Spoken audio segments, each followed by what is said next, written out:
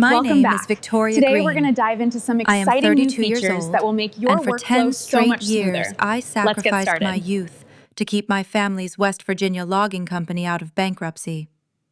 I mapped treacherous timber routes through the Appalachian Mountains, skipped vacations, and spent my weekends answering crisis calls about jammed axles and washed-out roads. My younger brother Brad spent that same decade dropping out of college and surfing on the California coast.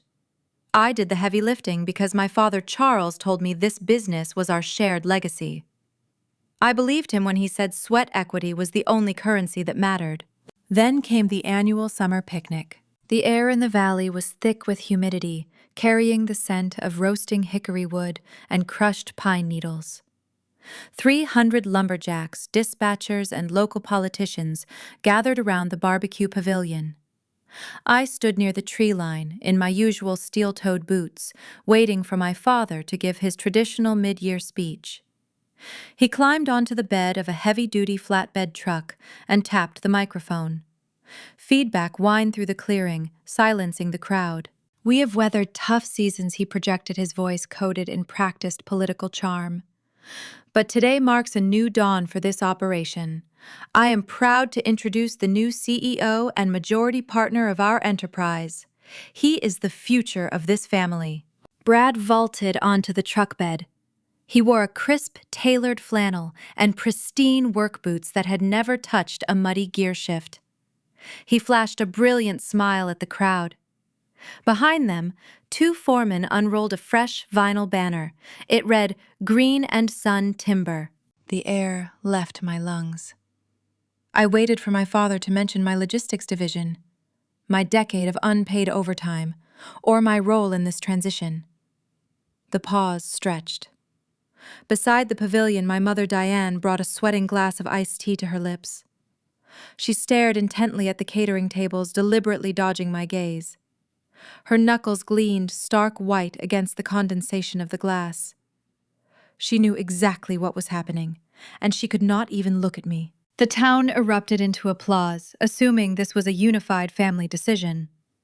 I stood rooted in the dirt, erased from the legacy I had kept alive. Then Brad raised his arm to quiet the cheers, and the late afternoon sun caught a glint of metal on his wrist. It was grandfather Silas's vintage gold watch. The heirloom Silas had explicitly promised to the hardest worker in the bloodline, the one who truly bled for the soil.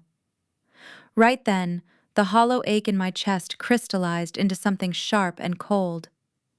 They had drawn the battle lines in broad daylight. Before I tell you exactly how I dismantled their stolen empire, tell me your age and what state you are listening from in the comments. Welcome to Intimately Told Stories, where the truth always comes to light. I did not cause a scene at the picnic. Confronting a narcissist in front of their admiring audience only paints you as the unhinged villain they want you to be. Instead, I turned my back on the cheering crowd and walked to my mud-splattered truck. I needed to understand the mechanics of my betrayal. My father was arrogant, but he was cautious with money. He had to have formalized this transfer on paper to give Brad actual authority. That night, while the rest of the town drank cheap beer and celebrated my replacement, I sat in the dark glow of my computer screen. I poured a cup of black coffee and prepared to search the state business registry. I expected to find a raw deal. I did not expect to find a felony. The morning after the picnic felt heavy. Appalachian fog rolled over the ridges, pressing against my living room windows like a wet blanket. I had not slept. My work boots still sat by the front door, caked in the same red clay I had been scrubbing out of truck treads since I was 18. I walked into the kitchen and turned on the coffee maker. The machine hissed, breaking the silence of my apartment. I watched the dark liquid drip into the glass pot, thinking about the 10 years I traded for a 40% stake in green timber. My father had handed me that equity agreement on my 25th birthday. He told me it was the reward for modernizing our routing software and cutting our diesel costs by a third. I earned every percentage point in sweat and missed holidays. Now he was handing the reins to a boy who could not read a topographical map. I carried my mug to the small desk in the corner of my living room. The screen of my laptop glowed in the dim light. I needed empirical proof. I needed to see exactly how my father had executed his public theater. I navigated to the West Virginia Secretary of State business portal. My fingers moved over the keyboard with practiced precision. I typed in the registration number for our primary holding company. The server spun for 3 seconds before loading the entity details. I scrolled past the initial filing dates and the standard tax classifications, down to the ownership breakdown. My breath caught in my throat. I stared at the illuminated text, certain my exhausted eyes were misreading the data, but the numbers remained fixed. Brad Green, 90%. Charles and Diane Green, 10%. Victoria Green was nowhere on the page. My name had been excised. I did not own 40%. I owned 0. I was a ghost in my own legacy. The cold reality washed over me. This was not just a title change or a superficial promotion to stroke Brad's ego. My father had legally stripped me of my assets. He had reached into my future and handed it to my brother. I needed to see the paper trail. I clicked the tab for recent filings and downloaded the amendment documents submitted 3 weeks prior. The document loaded, page by page. I scrolled to the signatory section. There, on the final line, was my signature. It looked flawless. The looping V and the sharp G were exact replicas of my handwriting. But I had never held a pen to that paper. I zoomed in on the notary seal stamped adjacent to the forged ink. The stamp belonged to a man named Dennis Vance, operating out of a small strip mall in a neighboring county. I knew the notary laws in this state. An online notary required stringent identity verification through database questions or facial recognition scans. But an in-person notary just needed to look at a physical identification card and compare the face. A sickening realization clicked into place. My mother Diane shared my bone structure. We had the same dark hair and the same narrow jawline. 2 months ago, I lost my expired driver license. I thought I had dropped it at a gas station. I had not dropped it. Diane had taken it.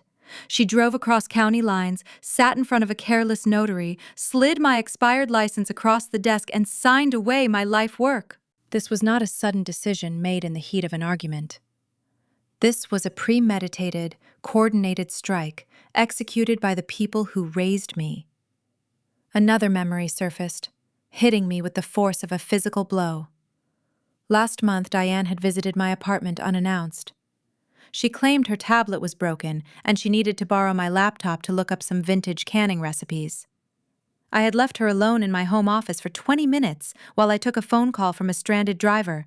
She was not looking up recipes. She was searching my hard drive for the digital signature files I used for vendor contracts. They wanted a backup plan. If the physical forgery failed, they had my digital imprint ready to deploy. My own mother had weaponized my trust to facilitate my father's theft. The level of calculation required to pull this off was staggering. They had sat across from me at Sunday dinners, asking about my week, knowing they had already slit my throat financially. A lesser person might have broken down. I felt the familiar sting behind my eyes, the biological precursor to tears. I forced it down. In a state built by coal miners and timber fellers, crying is a luxury afforded only to those with a safety net. I had no safety net. I had only my intellect and my grit.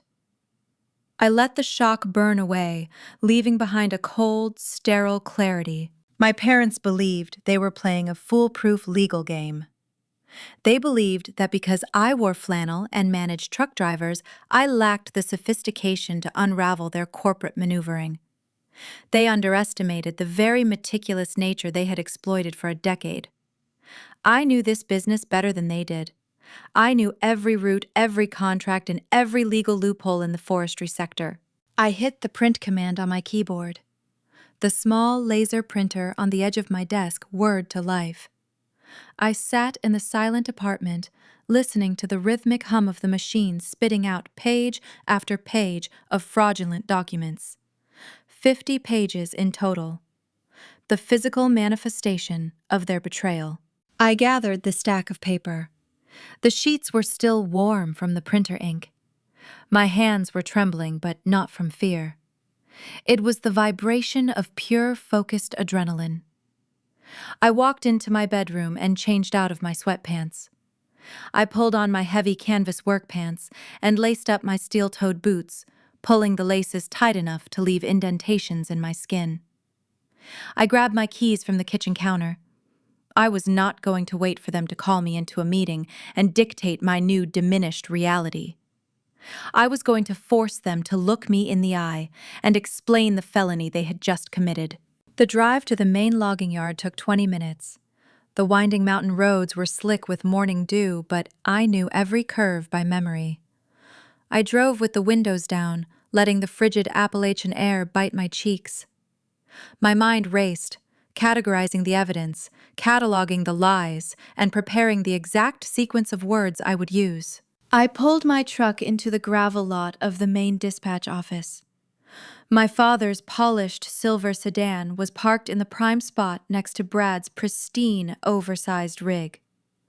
They were already inside, probably congratulating themselves on a seamless transition of power. I killed the engine and grabbed the thick stack of warm paper from the passenger seat. I stepped out onto the gravel, the familiar crunch beneath my boots signaling my arrival. I was walking into the lion den, but they were the ones who needed to be afraid. I reached for the heavy metal handle of the office door, ready to confront the thieves who shared my last name. The tires of my truck chewed through the rutted access road leading to the primary dispatch center. Morning sunlight struggled to pierce the dense Appalachian canopy, casting long shadows across the gravel lot. The scent of raw pine and burning diesel filled the cabin as I rolled down the window. This yard was my sanctuary. I knew every piece of heavy machinery parked along the perimeter. I knew the maintenance schedule of every skidder and the temperament of every driver who passed through those iron gates. My father's polished silver sedan sat parked in the spot designated for the chief executive. Right next to it gleamed Brad's brand new oversized pickup. The paint on Brad's vehicle was spotless, untouched by mud or gravel dust. A superficial prop for a superficial leader. I killed the engine. The 50 printed pages of my stolen future rested on the passenger seat. I grabbed the stack, feeling the sharp edges of the paper against my calloused fingertips. I pushed the truck door open and stepped into the crisp mountain air. The administrative trailer sat elevated on cinder blocks at the edge of the lot. The metal stairs groaned under my boots. I did not bother knocking. The door swung inward, revealing the cramped, familiar space. The walls were lined with whiteboards charting current harvest quotas and transit schedules. My schedules. The ones I had spent the last decade optimizing.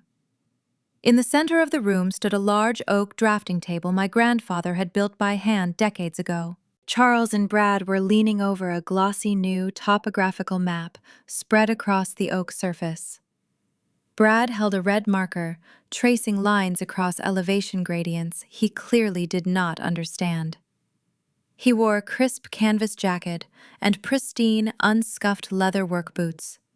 Boots that had never stepped in a puddle of hydraulic fluid or hiked a steep ridge to survey a cutting block. Charles stood beside him, pointing at a ridgeline with a gold pen. They looked like actors playing the role of lumber barons. I walked straight to the drafting table and dropped the stack of documents directly onto the topographical map. The thick packet hit the wood with a loud, sharp smack. Brad flinched, pulling his hand back as if the paper might burn him. The red marker skittered across the table and fell to the linoleum floor. Charles did not jump. He straightened his posture, adjusting the lapels of his fleece vest. He glanced down at the West Virginia Secretary of State logo visible on the top page. A flicker of irritation crossed his features. Not guilt, not shame, just the mild annoyance of a man whose inconvenient secret had surfaced a few days earlier than planned. "Explain this," I demanded. My voice was a low, steady hum. I kept my breathing measured, anchoring my feet to the floor to prevent any visible trembling. Charles sighed, letting his shoulders drop in an exaggerated display of parental exhaustion. "You are taking this too personally, Victoria," he said, waving a hand dismissively over the forged registry. "Business transitions require decisive action. We needed to restructure the holding company to secure better insurance premiums. You know how tight the margins are right now." "Do not talk to me about margins," I countered, keeping my gaze locked on his. "I balanced the ledgers. I negotiated the fuel contracts. I kept this operation solvent while you played golf in Charleston." I turned my head to look at my brother. Brad shifted his weight, avoiding my eyes. He stared at a crack in the drywall, suddenly fascinated by the peeling paint. "And do not pretend this is about insurance. You forged my signature to steal 40% of an entity I built from the ground up." "Brad has the vision," Charles interrupted, stepping between me and his chosen heir. "You are an excellent dispatcher. Nobody denies your logistical skills. But this industry is changing. We need assertive leadership to court the larger corporate contracts. We need a modern face. He is the future of this family." "He dropped out of college 3 times and spent the last year surfing," I stated, delivering the facts without raising my pitch. "He cannot calculate a payload limit or read a way station manifest. He is not a leader. He is a liability." Before Charles could formulate a defense, the door of the inner office clicked open. Diane emerged. She carried a ceramic mug of herbal tea, the floral scent clashing with the industrial musk of the trailer. She wore a cashmere sweater and perfectly styled hair framing a face that mirrored my own. A face she had used to trick a careless notary in the next county over. She glided toward the drafting table, masking her treachery with a thick layer of maternal condescension.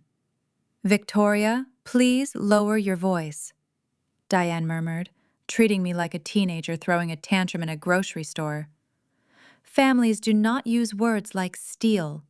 We simply reallocated our internal resources for the greater good. Nothing changes for you day to day. You will keep your salary, you will keep your desk. We just streamlined the executive structure." She reached out and patted my forearm. The physical contact made my skin crawl. It was a gesture designed to pacify and diminish. She patted my arm the way one might comfort a confused child who did not understand complex matters. "You used my stolen driver's license," I said, staring at her manicured nails. "You drove to Dennis Vance's office and signed my name. That is identity theft, Diane." Diane's smile tightened, but she did not break character. "I have no idea what you are talking about." The notary verified the signatory. "If you are having memory issues regarding what you signed, perhaps you need to take some personal time." Gaslighting. A textbook execution. I looked at the 3 of them standing shoulder to shoulder, forming an impenetrable wall of delusion and entitlement.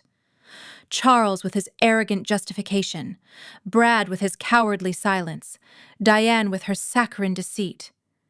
In that cramped office, breathing in the stale air, I realized the depth of my isolation. I was entirely alone. There was no appealing to their conscience because they did not possess one. They viewed me as a workhorse, a piece of machinery to be utilized and discarded when a shinier model arrived. If I stayed and fought them on their terms, screaming about fairness and equity, they would use my emotional reaction to validate their narrative. They would brand me as hysterical. I needed them to feel secure. I needed them to believe they had won the battle so they would lower their defenses for the war. I needed a diversion. A tactical retreat designed to feed their arrogance. "Fine," I said, letting my shoulders relax, feigning defeat. "If I am not a partner, then I am just an employee, and as of this exact second, I quit." Brad finally looked at me, his eyes widening in panic. He knew he could not route the trucks. "You cannot just walk out," he stammered. "We have 3 shipments due at the mill by noon." "Figure it out, Mr. CEO," I replied. I turned my attention back to my father, tossing out the bait. "I am leaving, and I am hiring a labor lawyer to sue you for 10 years of unpaid overtime and back wages. I have every logbook and timesheet saved. I will drag this company through civil court until you bleed." Charles laughed. It was a deep, rumbling sound of genuine amusement. My threat of a basic labor dispute was exactly the kind of pedestrian retaliation he expected from me. It fit his narrative perfectly: a disgruntled worker throwing a legal temper tantrum over hourly wages. "Go ahead," Charles sneered, crossing his arms. "Call whatever strip mall attorney you can afford. You were a salaried manager, Victoria, exempt from overtime. You have no legal standing. Walk out that door, and you walk away with nothing. No equity, no salary, no severance." "We will see what a judge says about that," I muttered, playing the part of the frustrated, defeated daughter to perfection. I turned on my heel and marched toward the door. I did not slam it behind me. I pushed it open gently and walked down the metal stairs into the crisp morning sunlight. I climbed into my truck, started the engine, and drove out of the gravel lot without checking the rearview mirror. They thought my entire strategy hinged on a petty civil lawsuit over back pay. They thought I was going to waste my time arguing over hourly wages. They were blind to the real game. By focusing their attention on a fictitious labor dispute, I had just bought myself the time I needed to investigate the true depth of their fraud. But Charles and Diane were not going to sit idle while I prepared my next move. In a small Appalachian town, isolation is the deadliest weapon. By the time I reached the main highway, they were already making phone calls, laying the groundwork to destroy my reputation before I could even defend it. The whisper campaign was about to begin. The bell above the door at Miller Supply jingled, breaking the afternoon quiet. The air inside the hardware store carried a familiar, comforting scent of potting soil, cut brass, and machine grease. Sarah, the cashier I had known since we were both scraping our knees on the middle school playground, was leaning against the register counter.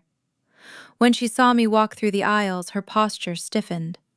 She found a sudden, intense interest in a stack of receipt paper, refusing to look in my direction. I placed a bundle of reinforced packing tape and a box of heavy-duty trash bags on the counter. She scanned the barcodes in silence. Her hands trembled slightly as she bagged the items. The silence was loud, heavy with the kind of unspoken judgment that only exists in small towns.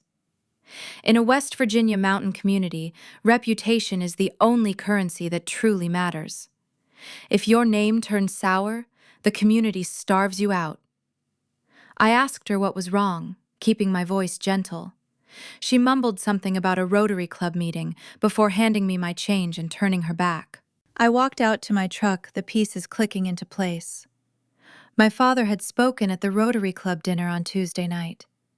He stood at a podium eating catered chicken and told the local business owners his daughter was taking an indefinite leave of absence.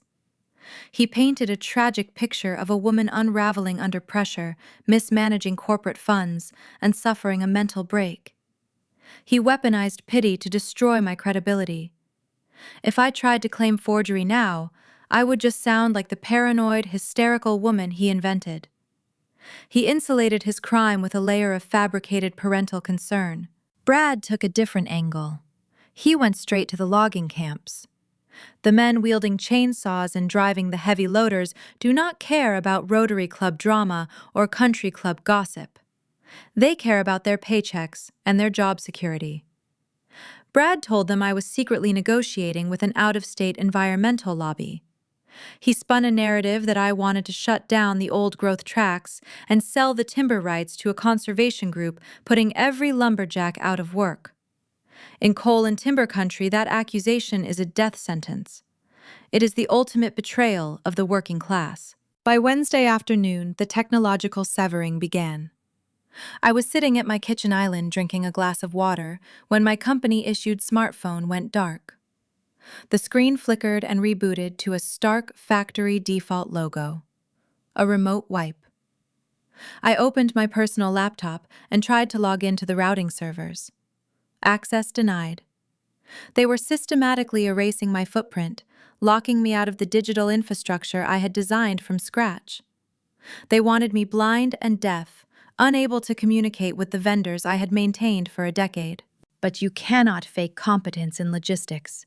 Forestry is an unforgiving science. You are dealing with 80,000-pound vehicles navigating steep Appalachian gradients on unpaved logging roads. I knew every switchback, every bridge, weight limit, and every seasonal washout. Brad only knew how to read a profit margin and wear a pressed flannel shirt. It took exactly 6 days for his arrogance to collide with gravity. He secured a rush order for a high-yield spruce harvest on the northern ridge. Eager to prove his efficiency and cut transit times, he bypassed my established safe routes and drew a straight line across the topographical map. He sent 3 fully loaded articulated timber trucks down the Blackwater Descent. The Blackwater Descent is a restricted Class 4 mountain pass. It is a narrow ribbon of crumbling shale meant for light utility vehicles and pickup trucks, not commercial rigs carrying 40 tons of raw wood. The road features a 14% downgrade with blind hairpin turns overlooking sheer drops into the river valley. The asphalt is fractured and the shoulders are soft dirt, waiting to give way under heavy stress. The lead driver realized the fatal error halfway down the ridge. The grade was too steep for the engine brakes to hold the loaded trailer. If he touched his primary air brakes, they would instantly overheat and catch fire, leaving the rig a runaway missile. He managed to feather the truck into a controlled slide, wedging the steel cab against a solid rock wall to stop the downward momentum. The scraping metal echoed across the valley. The 2 trucks behind him were trapped. 3 80,000-pound rigs gridlocked on a crumbling cliff face with nowhere to go. The state police arrived within the hour, flashing lights illuminating the mountain fog. The Department of Transportation dispatched heavy recovery tow units to drag the trucks backward, up the mountain, 1 agonizing inch at a time. The Highway Patrol issued crippling citations for operating oversized loads on a restricted grade reckless endangerment and structural damage to a state route. The fines totaled tens of thousands of dollars. The incident shut down the Northern Ridge harvest for a week, costing the company critical contracts and infuriating the buyers waiting for the lumber. Brad panicked. He knew the old guard foremen were watching.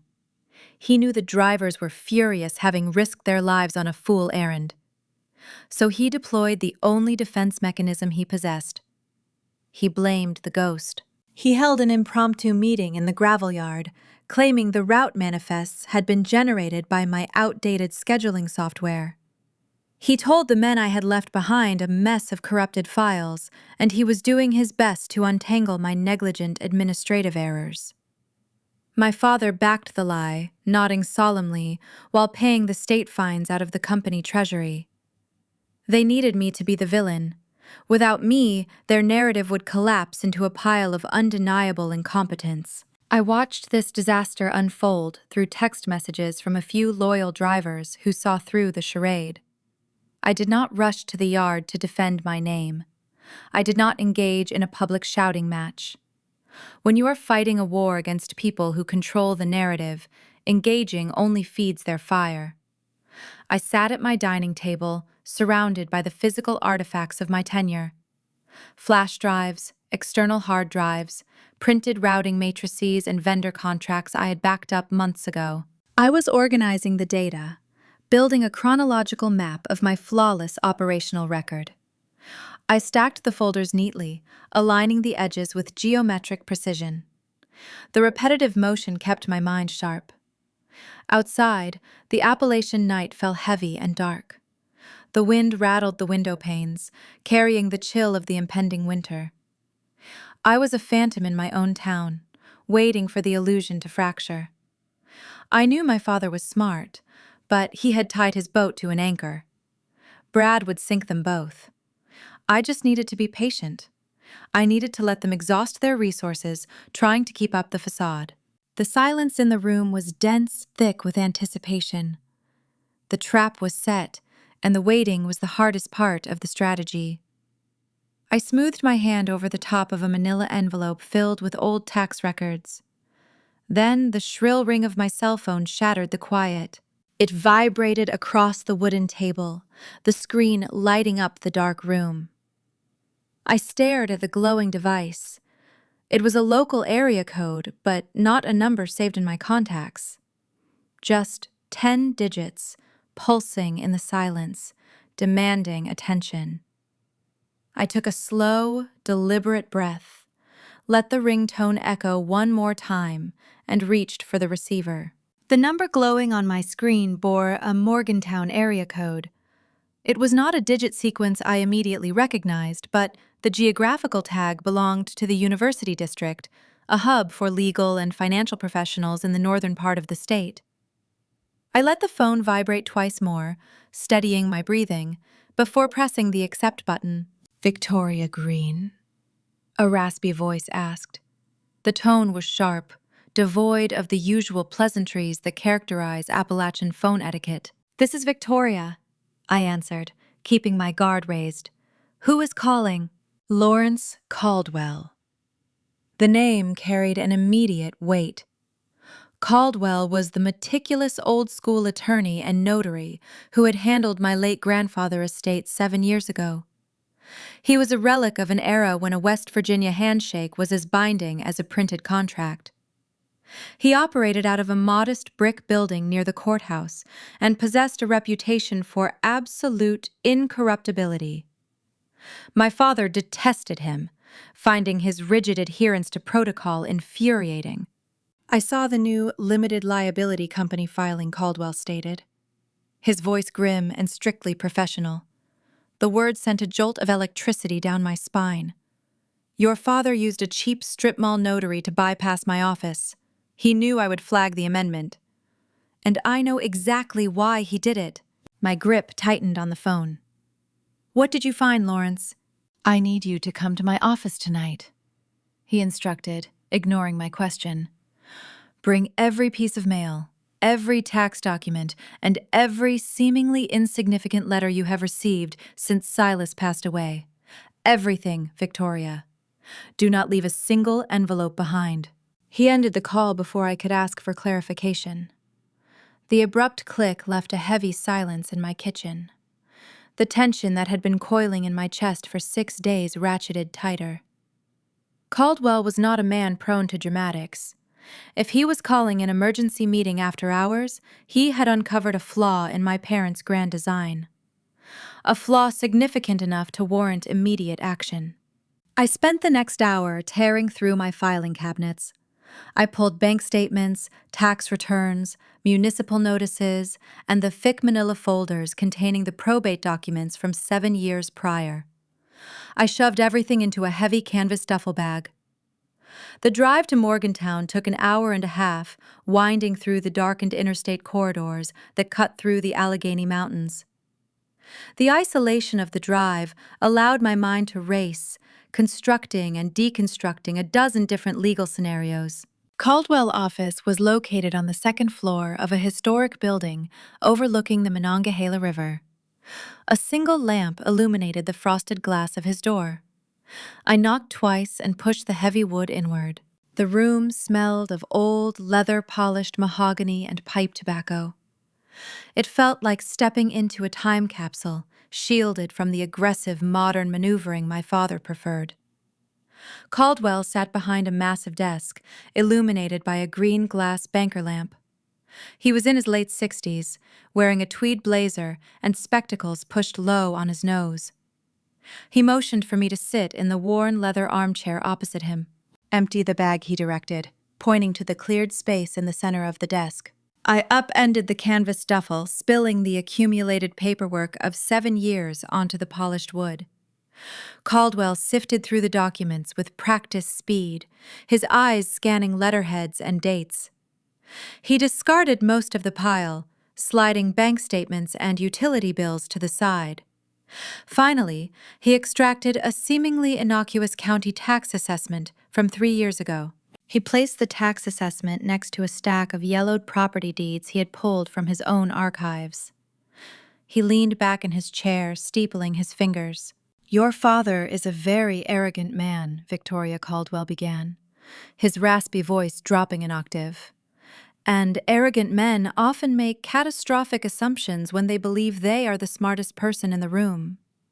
He assumed that, because he controlled the operational arm of Green Timber, he controlled the totality of the estate." Caldwell leaned forward, tapping the stack of yellowed deeds.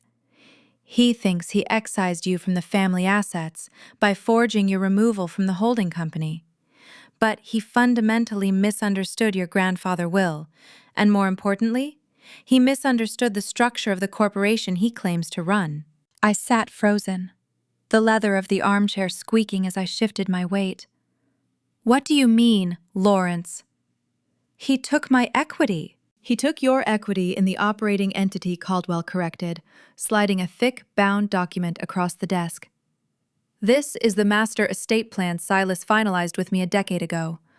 Your grandfather knew Charles was a superficial businessman driven by optics rather than substance. He knew Brad was worse. Silas wanted to ensure the legacy of the timber operation survived their inevitable mismanagement." Caldwell flipped the heavy parchment pages, stopping at a section marked with a neon yellow tab.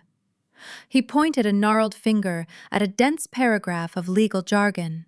"Read the highlighted section," he instructed. I pulled the document closer, the archaic legal phrasing requiring a moment of translation in my exhausted brain. The text detailed the division of assets. The Operational Limited Liability Company, the entity that owned the trucks, employed the loggers and negotiated the contracts, was divided among the family members. That was the 40% Charles had stolen from me. But the next paragraph changed everything. The physical land I read aloud, my voice trembling slightly. The 4,000 acres of timberland, the mill site, and the primary access roads were placed into a blind trust Caldwell finished for me, a tight smile playing on his lips.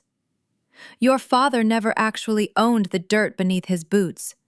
The holding company simply operated on the land, utilizing a provisional lease agreement structured to minimize corporate tax liability." He tapped the final line of the paragraph. "Look at the beneficiary designation for the blind trust, Victoria." I lowered my eyes to the thick black ink. The beneficiary line did not list Charles Green. It did not list Diane or Brad or the operating company. It held only one name: Victoria Green. The realization hit me with the force of a physical blow, stealing the breath from my lungs. The trucks, the heavy machinery, the lucrative vendor contracts my father had hijacked, all of it was meaningless without the ground it stood on. The company had been operating on my land rent-free under a provisional lease. A lease that contained a specific triggering clause tied to my active participation in the corporate structure. Caldwell pulled another document from his file, sliding it next to the estate plan. "The lease agreement," he explained, his voice laced with grim satisfaction, "states that the operating company maintains access to the 4,000 acres only as long as the primary beneficiaries retain a vested interest in the corporate entity." I stared at the paperwork, the beautiful, catastrophic logic of my grandfather's design unfolding before me. By forging my signature and officially removing me from the limited liability company my father had legally triggered the termination of his own operational lease. "They do not have a lease," I whispered, the magnitude of the error washing over me. "They have absolutely nothing," Caldwell confirmed, leaning back in his chair. "As of the date that forged amendment was filed with the Secretary of State, Green Timber and Transit lost all legal right to access, harvest, or transport materials on those 4,000 acres. They are currently trespassing on your private property." The balance of power in the room shifted so violently, I felt dizzy. I did not own 40% of a failing transport company. I owned the earth it stood on. I owned the ridges, the valleys, the mill site, and every access road leading in and out of the primary harvest zones. Charles had orchestrated a complex digital forgery to steal a car, without realizing I held the title to the only highway it could drive on. If Charles had come to me to file the amendment, Caldwell smirked, adjusting his spectacles. I would have warned him about the lease clause. I am legally obligated to inform stakeholders of structural impacts. But he wanted to be sneaky. He wanted to bypass the old guard and use a strip mall rubber stamp to execute his theft in the shadows. His deceit blinded him to the foundation of his own empire. I looked at the yellowed deed, imagining my grandfather Silas sitting in this exact office, meticulously designing a failsafe to protect me from the greed of his own son. A memory surfaced, vivid and sharp. I was 12 years old, standing in the mud near the old mill. Silas had knelt down, handing me a jagged piece of shale covered in wet clay. "The trees pay the bills, kid," he had whispered, his calloused hand rough against mine. "But the dirt makes you a king." I finally understood what he meant. He knew the timber was a renewable resource subject to market fluctuations and bad management. But the land was permanent. The land was power. "We need to file an eviction notice," I said, my voice gaining strength, the shock burning away into absolute resolve. "We need to shut them down, Lawrence." Caldwell raised a hand, halting my momentum. "Do not tell them yet, Victoria." "Why not? They are operating illegally on my property right now. Brad is destroying the roads and risking lives." "Let them dig their hole deeper," Caldwell advised, his eyes narrowing with tactical precision. "Your father is a desperate man trying to prove a point. Desperate men make compounding errors. If we strike now, we hit them with a civil trespass claim.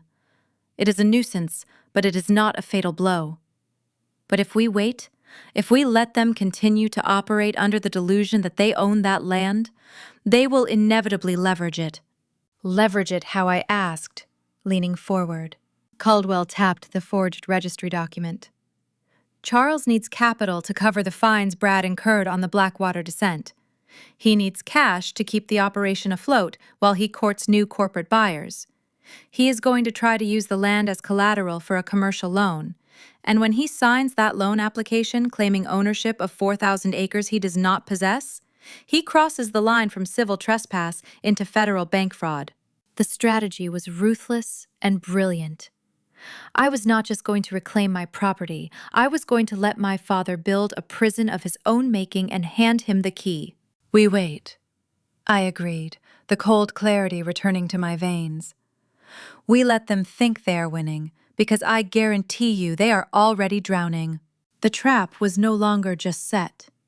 The jaws were open, and Charles Green was walking blindly toward the trigger. But I knew my father. He would not stop at a simple bank loan. He would look for a faster exit strategy to monetize his stolen empire before the rot became visible to the public. And to execute that exit, he would need to push Brad and the logging crews past the breaking point. The sabotage was about to escalate into something far more dangerous than forged paperwork. Sitting in that dimly lit Morgantown office, the gravity of Caldwell's revelation settled deep into my bones.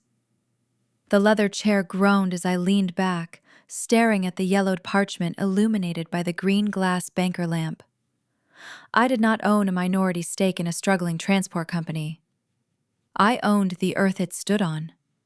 I owned the ridges, the valleys, the mill site, and every unpaved access road leading in and out of the primary harvest zones. My father had orchestrated a complex digital forgery to steal a vehicle. Without realizing, I held the title to the only highway it could drive on.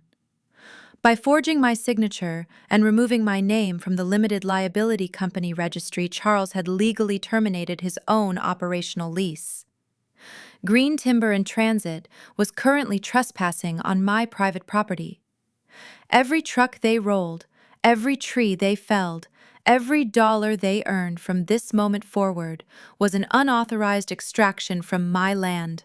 If Charles had come to me to file the amendment, Caldwell smirked, adjusting his wire-rimmed spectacles. I would have warned him about the lease clause. I am legally obligated to inform stakeholders of structural impacts. But he wanted to be sneaky. He wanted to bypass the old guard and use a strip mall rubber stamp to execute his theft in the shadows.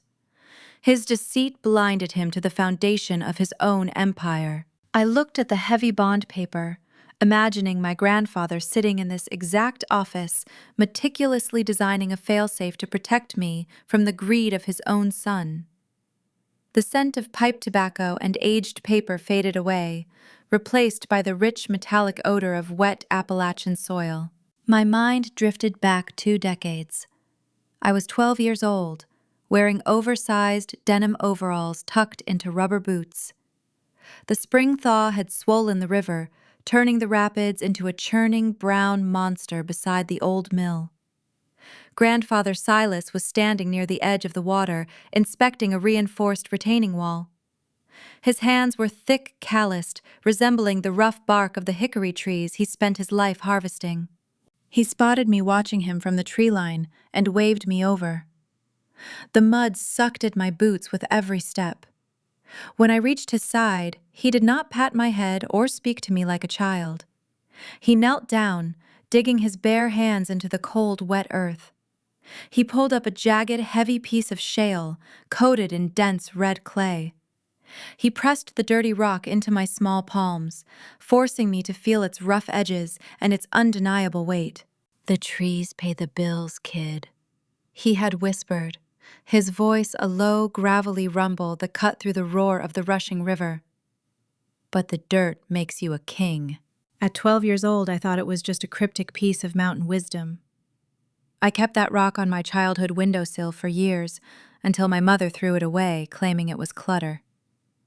Now, sitting across from Lawrence Caldwell, I finally understood the profound weight of my grandfather's words. He knew the timber was a renewable resource, subject to market fluctuations, blight, and bad management. The vehicles would rust, the contracts would expire, the operational company could be driven into the ground by a fool. But the land was permanent. The land was power. Silas had watched Charles grow into a man obsessed with Optics Country Club memberships and superficial status. He saw the rot forming in the next generation of the Green family. He knew that eventually my father would try to sacrifice the hardest worker to elevate the chosen son.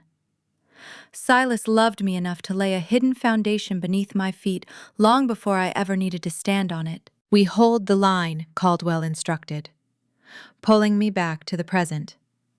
He gathered the probate documents and tapped the edges against the mahogany desk, aligning the stack with geometric precision. "We do not send a cease and desist. We do not post trespass notices on the access gates. We let them operate under the delusion of their own supremacy. Let them dig their hole deeper." I nodded, absorbing the strategy. Silence was our greatest asset. My parents expected a hysterical reaction. They anticipated lawsuits over unpaid overtime and public shouting matches. By giving them silence, we fed their arrogance. We gave them the rope they needed to hang themselves. When I left the historic brick building, the Morgantown streets were empty, shrouded in the thick midnight fog characteristic of the region. I climbed into my mud-splattered truck and merged onto the interstate, heading south toward the logging camps. The drive took over an hour, but the isolation felt different this time. I was no longer an exiled employee driving away from her stolen livelihood. I was a landowner, surveying her territory. I exited the highway and took the winding 2-lane roads that bordered the eastern edge of the 4,000 acres. I rolled down the window, letting the frigid night air sting my face. The dark silhouettes of the pine and spruce forests loomed against the starry sky. Those were my trees. That was my soil. The steep gradients and treacherous switchbacks belonged to me. But the triumph of ownership was quickly overshadowed by a creeping dread. Brad was currently managing those ridges. Brad, who could not calculate a payload limit and who had just nearly killed 3 drivers on the Blackwater descent. If Charles was desperate for cash to cover the state fines and keep the business afloat, he would not scale back operations to ensure safety. He would push the pedal to the floor. He would force my brother to extract as much timber as possible, regardless of the human cost. They were trespassing on my land, but they were also endangering the lives of the men I had worked alongside for 10 years. The men who trusted my routing schedules to bring them home to their families every night. If a truck flipped or a loader collapsed due to negligent maintenance, the blood would spill on my soil. I could not just wait for Charles to commit bank fraud while the logging crews faced physical peril. I needed intelligence from the ground level. I needed to know exactly what corners Brad was cutting. I turned off the paved road and navigated the gravel path leading to my apartment complex. The headlights swept across the small parking lot, illuminating the familiar faded lines and cracked asphalt. I pulled into my designated space and killed the engine. The sudden silence was jarring.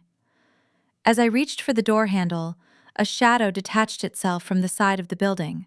My heart hammered against my ribs. I reached toward the center console, resting my hand near the heavy steel flashlight I kept for emergencies. In a town where my parents were actively destroying my reputation, a late-night visitor was rarely a friendly one. The figure stepped into the ambient glow of the parking lot street lamp. The tension drained from my shoulders, replaced by a sharp spike of concern. It was Silas.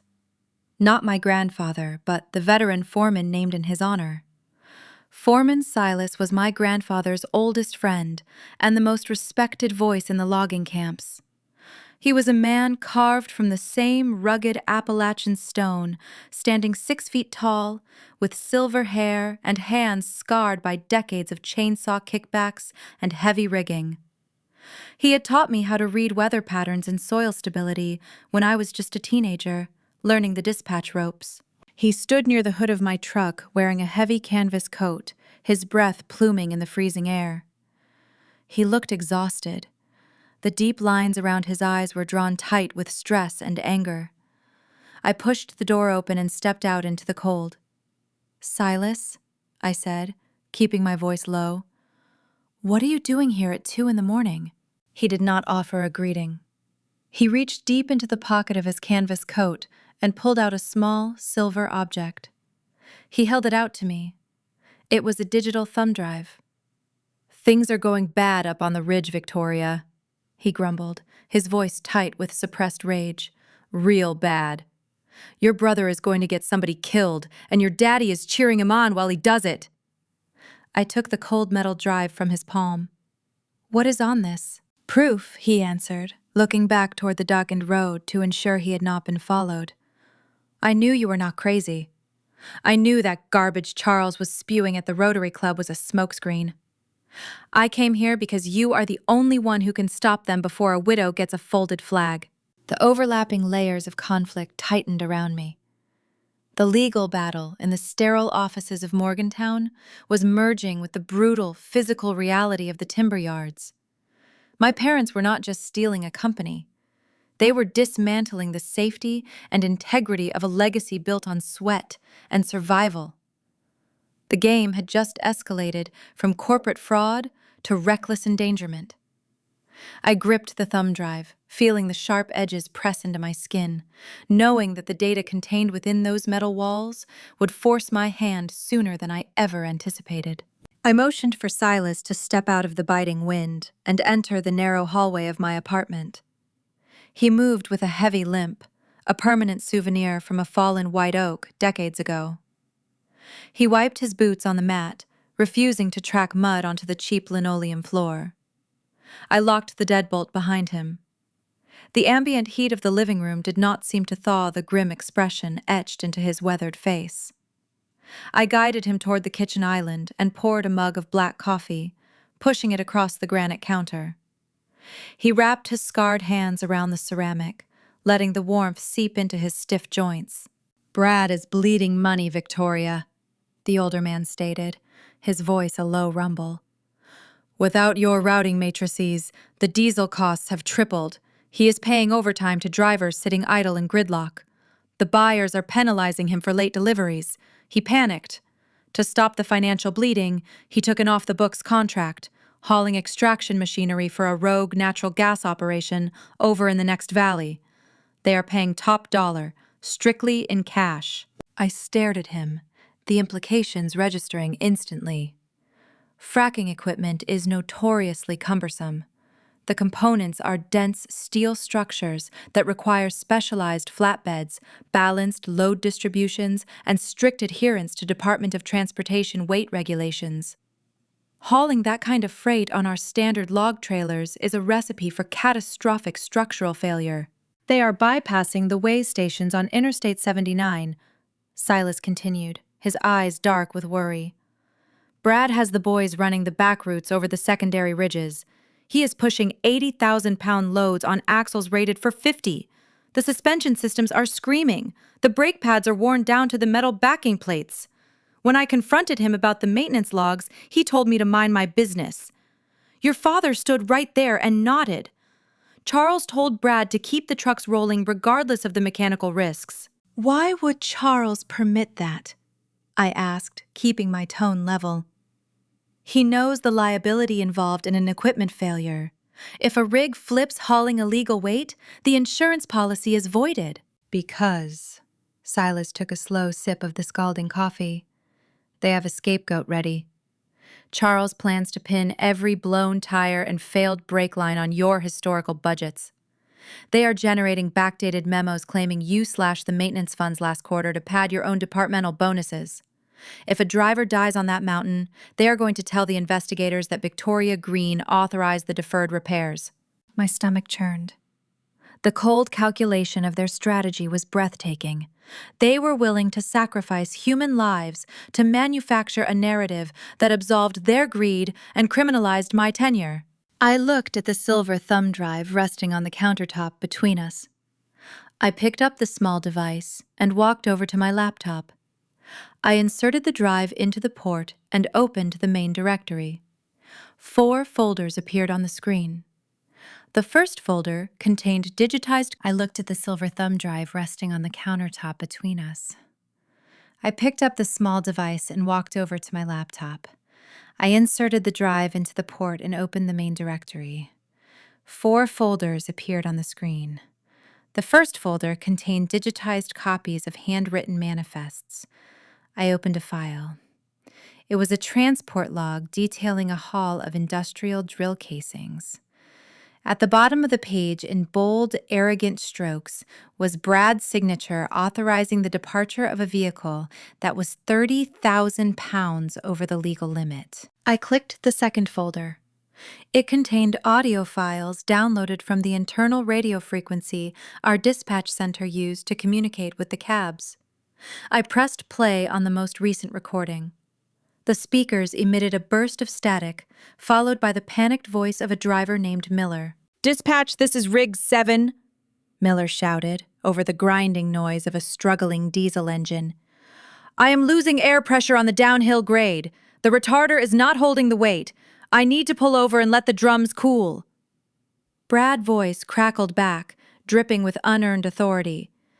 "Negative, Rig 7. You are behind schedule. Keep the momentum going or you can clean out your locker when you get back to the yard. I am not paying you to take a scenic break." I paused the recording, the silence in my apartment feeling heavier than before.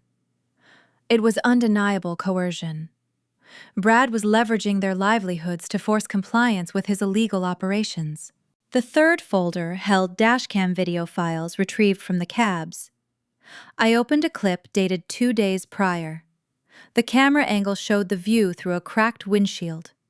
The heavy rig was navigating a steep gravel switchback in the pouring rain.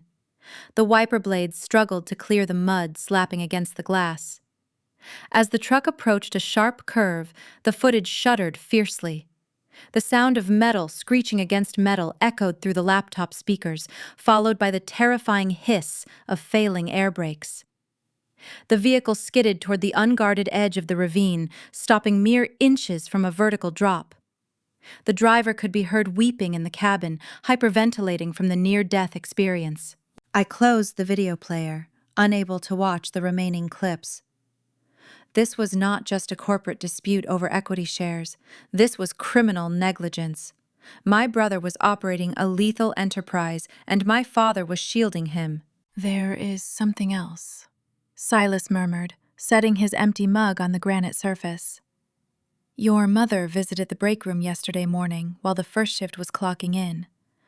She brought a box of pastries and played the part of the grieving parent. She told the boys you were struggling with severe delusions. She said you had been unstable for months, hiding a breakdown from the rest of the town." I gripped the edge of the kitchen island, my fingernails digging into the stone. Diane was laying the foundation for the smear campaign, pretending her slander was rooted in maternal concern. "She had a stack of legal documents with her," Silas added, his voice dropping to a harsh whisper. "Affidavits. She pulled a few of the younger drivers aside, the ones struggling with debt. She offered them envelopes of cash, $500 apiece, if they signed the papers swearing they witnessed you acting erratically, screaming at the walls, and fabricating vendor invoices. She is bribing the crew to build a psychiatric profile against you, Victoria. They are crafting a fraudulent legal case to justify your removal and insulate themselves from any claims you make about the forgery." The sheer depravity of her actions paralyzed me for a fraction of a second. My own mother was purchasing perjury to brand me as insane. She was constructing a paper trail of false testimony to ensure that if I took them to court, a judge would view me as an unreliable witness seeking vengeance. They were tightening a psychological snare around my neck. "Tell the men who took the cash to keep it," I said, finding my voice. "Tell them to sign whatever Diane puts in front of them. Let her think the bribery worked. Do not tip our hand." Silas nodded, a grim smile touching the corners of his mouth. He recognized the strategy. Let them feel secure in their deception. I turned back to the laptop and began the systematic process of securing the evidence. I created encrypted archives of the manifests, the radio recordings, and the dashcam videos. I initiated uploads to 3 separate secure cloud servers hosted in different regions of the country.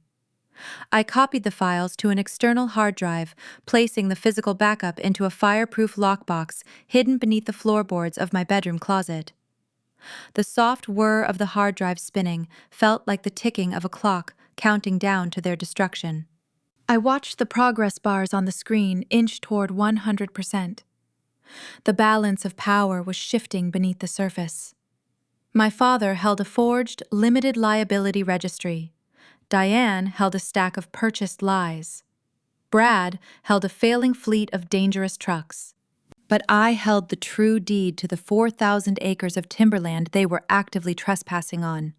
And now, thanks to a loyal foreman, I possessed the digital evidence required to put the new chief executive behind bars. The puzzle pieces were forming a devastating picture. Silas departed shortly before dawn, slipping back into the shadows of the Appalachian morning to return to the yard before the morning shift arrived. I sat at my desk, watching the sun crest over the ridge, painting the sky in bruised shades of purple and orange. I felt a strange sense of calm. The frantic energy of the initial betrayal had burned away, leaving a cold, tactical patience. I was ready for the next phase of the war. I did not have to wait long. The trap I laid in Morgantown was about to snap shut. That afternoon, the mail carrier walked up the steps to my apartment complex holding a thick envelope requiring a signature. The return address, printed in stark black ink, belonged to a major commercial bank in Charleston. The financial machinations of Charles Green were about to drag the conflict into the unforgiving realm of federal jurisdiction. I motioned for Silas to step out of the biting wind and enter the narrow hallway of my apartment. He moved with a heavy limp, a permanent souvenir from a fallen white oak decades ago. He wiped his boots on the mat, refusing to track mud onto the cheap linoleum floor. I locked the deadbolt behind him. The ambient heat of the living room did not seem to thaw the grim expression etched into his weathered face. I guided him toward the kitchen island and poured a mug of black coffee, pushing it across the granite counter. He wrapped his scarred hands around the ceramic, letting the warmth seep into his stiff joints. "Brad is bleeding money, Victoria," the older man stated, his voice a low rumble. "Without your routing matrices, the diesel costs have tripled. He is paying overtime to drivers sitting idle in gridlock. The buyers are penalizing him for late deliveries. He panicked. To stop the financial bleeding, he took an off-the-books contract hauling extraction machinery for a rogue natural gas operation over in the next valley. They are paying top dollar, strictly in cash." I stared at him, the implications registering instantly. Fracking equipment is notoriously cumbersome. The components are dense steel structures that require specialized flatbeds, balanced load distributions, and strict adherence to Department of Transportation weight regulations. Hauling that kind of freight on our standard log trailers is a recipe for catastrophic structural failure. They are bypassing the weigh stations on Interstate 79, Silas continued, his eyes dark with worry. Brad has the boys running the back routes over the secondary ridges. He is pushing 80,000-pound loads on axles rated for 50. The suspension systems are screaming. The brake pads are worn down to the metal backing plates. When I confronted him about the maintenance logs, he told me to mind my business. Your father stood right there and nodded. Charles told Brad to keep the trucks rolling regardless of the mechanical risks. Why would Charles permit that? I asked, keeping my tone level. He knows the liability involved in an equipment failure. If a rig flips, hauling illegal weight, the insurance policy is voided. Because, Silas took a slow sip of the scalding coffee, they have a scapegoat ready. Charles plans to pin every blown tire and failed brake line on your historical budgets. They are generating backdated memos claiming you slashed the maintenance funds last quarter to pad your own departmental bonuses. If a driver dies on that mountain, they are going to tell the investigators that Victoria Green authorized the deferred repairs. My stomach churned. The cold calculation of their strategy was breathtaking. They were willing to sacrifice human lives to manufacture a narrative that absolved their greed and criminalized my tenure. I looked at the silver thumb drive resting on the countertop between us. I picked up the small device and walked over to my laptop. I inserted the drive into the port and opened the main directory. 4 folders appeared on the screen. The first folder contained digitized copies of handwritten manifests. I opened a file. It was a transport log detailing a haul of industrial drill casings. At the bottom of the page, in bold, arrogant strokes, was Brad's signature authorizing the departure of a vehicle that was 30,000 pounds over the legal limit. I clicked the second folder. It contained audio files downloaded from the internal radio frequency our dispatch center used to communicate with the cabs. I pressed play on the most recent recording. The speakers emitted a burst of static, followed by the panicked voice of a driver named Miller. "Dispatch, this is Rig 7, Miller shouted over the grinding noise of a struggling diesel engine. "I am losing air pressure on the downhill grade. The retarder is not holding the weight. I need to pull over and let the drums cool."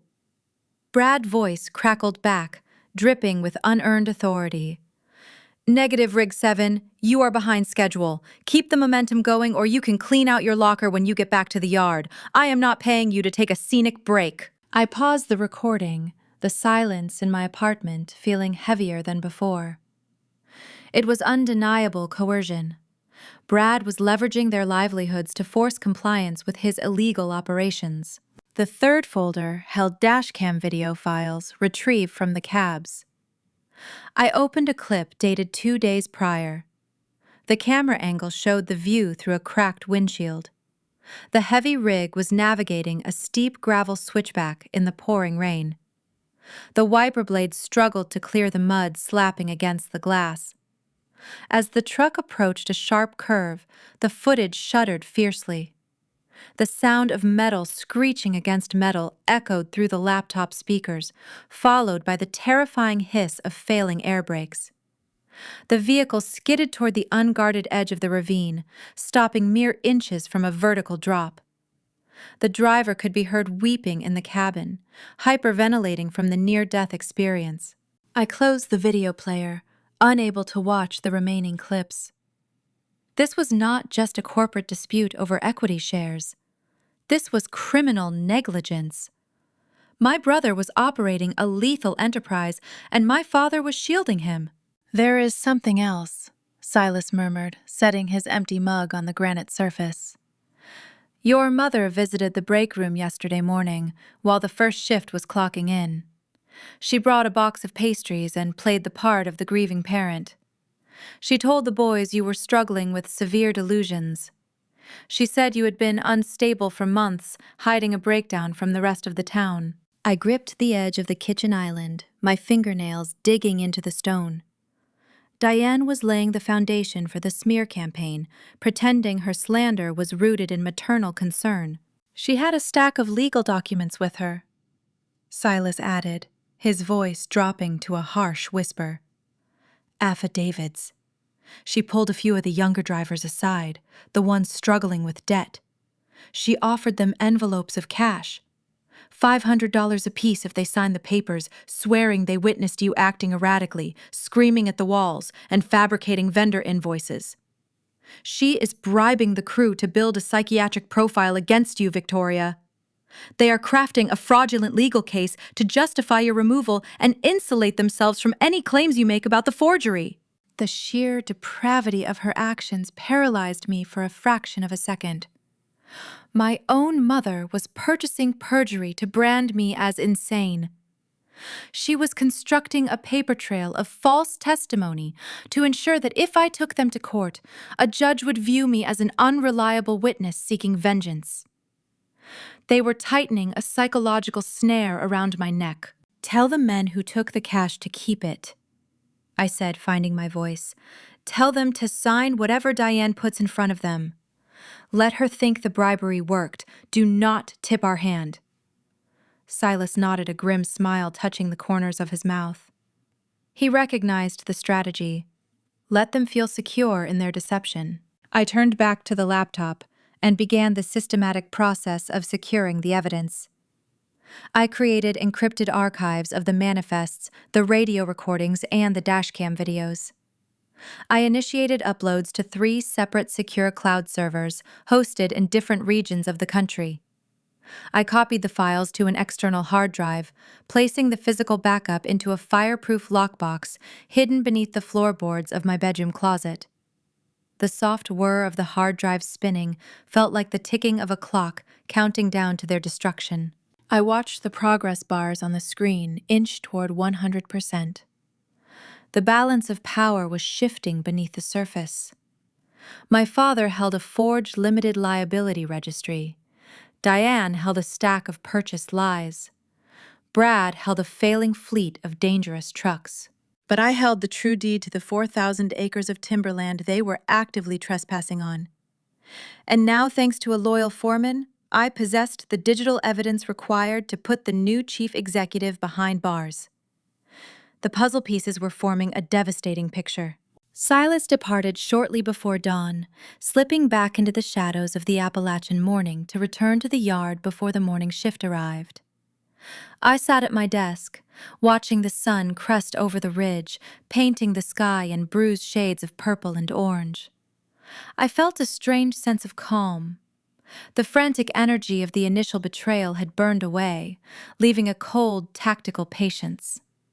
I was ready for the next phase of the war. I did not have to wait long. The trap I laid in Morgantown was about to snap shut. That afternoon, the mail carrier walked up the steps to my apartment complex holding a thick envelope requiring a signature. The return address, printed in stark black ink, belonged to a major commercial bank in Charleston. The financial machinations of Charles Green were about to drag the conflict into the unforgiving realm of federal jurisdiction. The Appalachian grapevine is faster than any fiber optic network. Within 3 days of my departure, the Whisper campaign had saturated the town. I took a temporary night shift dispatching for a rival freight company just to keep my mind sharp and my savings intact. The owner, a grizzled veteran who had competed with my father for 20 years, did not ask questions. He simply handed me a headset and pointed to the scheduling board. The isolation of the midnight shift suited me. It kept me away from the accusatory glances at the grocery store and the hushed conversations in the hardware aisles. I was a pariah in the daylight, but a ghost in the dark. Then the physical mail arrived. I was walking up the steps to my apartment complex, shielding my face from the biting morning frost, when the mail carrier flagged me down. He handed me a rigid cardboard envelope stamped with bold red lettering, indicating certified delivery. The return address belonged to First National Commercial Bank in Charleston. It was an institution that catered exclusively to corporate clients and high-net-worth individuals. My pulse quickened as I signed the electronic pad. Banks of that caliber do not send certified mail for routine account updates. I locked my apartment door, threw my keys on the counter, and sliced the envelope open with a kitchen knife. I unfolded the thick, high-bond paper, spreading the pages across the granite surface. It was a notification of a new lien. Because my name was still technically linked to some archaic foundational collateral documents filed a decade ago, the automated compliance systems at First National had generated a courtesy notice. I scanned the dense legal typography, searching for the principal amount. When I found the figure, I had to trace the numbers with my finger to ensure I was reading it correctly. $3.5 million. My father had secured a massive commercial loan. I flipped to the second page to examine the collateral schedule. To secure that much capital without a clean profit and loss statement, you need hard physical assets. The document listed the collateral securing the debt. The text jumped off the page, freezing the blood in my veins. 4,000 acres of timberland, located in Sector 7, including all associated surface rights, access roads, and permanent structures. Charles and Diane had used my land as collateral. The audacity was breathtaking, but the mechanics of the crime were terrifying. A major commercial bank would never issue a multi-million-dollar loan without conducting a rigorous independent title search. The underwriting department would have immediately discovered that Green Timber in Transit did not own the property. They would have seen the blind trust. They would have seen my name. Unless the public records were altered. The realization hit me with the force of a falling oak. Charles had not just forged my signature on an internal company document. He had colluded with someone inside the county clerk office. He found a corrupt official willing to doctor the digital land registry, creating a fraudulent chain of title that made it appear as though the limited liability company owned the 4,000 acres outright. This was no longer a domestic dispute over business equity. This was a sophisticated federal bank fraud conspiracy designed to deceive a financial institution. I grabbed my cell phone and dialed Lawrence Caldwell. The old attorney answered on the second ring, his raspy voice tight with tension. "They did it, Lawrence," I said, gripping the granite countertop. "They pulled the trigger. They took out $3.5 million against the land." "I know," Caldwell replied, his tone grave. "I received an alert through the State Bar Association monitoring system this morning. Charles filed the paperwork 3 days ago. He bypassed the standard title agencies and used a private broker known for looking the other way. He has committed multiple felonies, Victoria: wire fraud, bank fraud, conspiracy, and forgery." "Why would he take such a massive risk?" I asked, pacing the length of my small kitchen. "Even if he needed cash to cover Brad fines, $3 million is astronomical. How does he plan to service that kind of debt when the company is bleeding money?" "He does not plan to service the debt," Caldwell stated bluntly. I stopped pacing, staring blindly at the frost covering the window panes.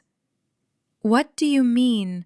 "I mean he is preparing for an exit strategy," Caldwell explained, the pieces clicking into place. "I made some discreet inquiries. Your father has been quietly courting an out-of-state conglomerate, a massive logging and energy corporation based in Texas. He is trying to sell the entire operation, Victoria. He is promising them a turnkey business, the trucks, the contracts, and most importantly, the 4,000 acres of prime Appalachian timberland. He plans to use the proceeds of the sale to pay off the fraudulent commercial loan, pocket the remaining millions, and disappear before anyone realizes the foundation is rotten. The strategy was ruthless and desperate. Charles was building a house of cards on top of a powder keg, hoping to hand the detonator to an unsuspecting buyer before the structure collapsed. The true horror of the situation settled over me as I drove through town later that afternoon. I stopped at a red light near the main intersection and watched as a brand new, jet-black, heavy-duty luxury truck rumbled past. It was a pristine, custom-built machine, easily worth $90,000. Behind the wheel, wearing mirrored sunglasses and an arrogant smirk, sat my brother Brad. The loan money had already cleared. While the loyal logging crews were forced to drive overloaded rigs with failing brakes, risking their lives on steep mountain passes, Brad was parading around town in a luxury vehicle financed by a federal crime. My parents had stolen my legacy, forged government records, and jeopardized human lives just to maintain the illusion of their chosen son's supremacy. The overlapping conflicts tightened around my throat like a snare. Charles was leveraging land he did not own. Brad was sabotaging the safety of the workforce. Diane was purchasing perjury to brand me as insane. And now a massive Texas conglomerate was preparing to finalize a fraudulent acquisition. If the bank discovered the forged collateral before I intervened, Charles would face immediate federal indictment, but the land would be tied up in litigation for years. If the sale to the conglomerate went through, the resulting legal battle to reclaim my property would be astronomical. I could not wait for the authorities to stumble upon the crime. I had to orchestrate the collision myself. I had to force the buyers, the bank, and my family into the same room and pull the pin on the grenade. I called Silas. The old foreman answered, breathing heavily over the roar of a chainsaw. "I need intelligence, Silas," I commanded, raising my voices over the background noise. "I need to know exactly when and where the Texas buyers are signing the final acquisition papers." "There's a rumor in the yard," Silas yelled back. "Charles told the foreman to have the equipment washed and the manifests updated by Thursday night. He said Friday is the dawn of a new era." Friday, I repeated the timeline, compressing dangerously. "That gives us 4 days. Where are they doing the closing?" "Not at the yard," Silas answered. "Charles wants it to look official. They booked the primary conference room at the county courthouse. Friday morning, 10 sharp." "Thank you, Silas," I said, ending the call. I stood in the center of my apartment, the silence absolute. 4 days to dismantle a conspiracy that had taken months to build. I walked into my bedroom and knelt on the floor, pulling back the loose floorboard in the closet. I retrieved the fireproof lockbox containing the external hard drive. The digital evidence of Brad's sabotage rested heavy in my hand. I placed it in a thick leather binder alongside the true property deed provided by Caldwell. The preparation phase was over. The smear campaign, the isolation, the theft, none of it mattered anymore. Reputation is a fragile currency in a small town, but undeniable, empirical proof is a weapon that cuts through gossip like a razor. My father had spent his entire life building an empire on appearances. On Friday morning at 10 o'clock, I was going to tear it down with facts. The Appalachian grapevine is a notoriously efficient system. Silas possessed a network of informants that rivaled any corporate espionage department.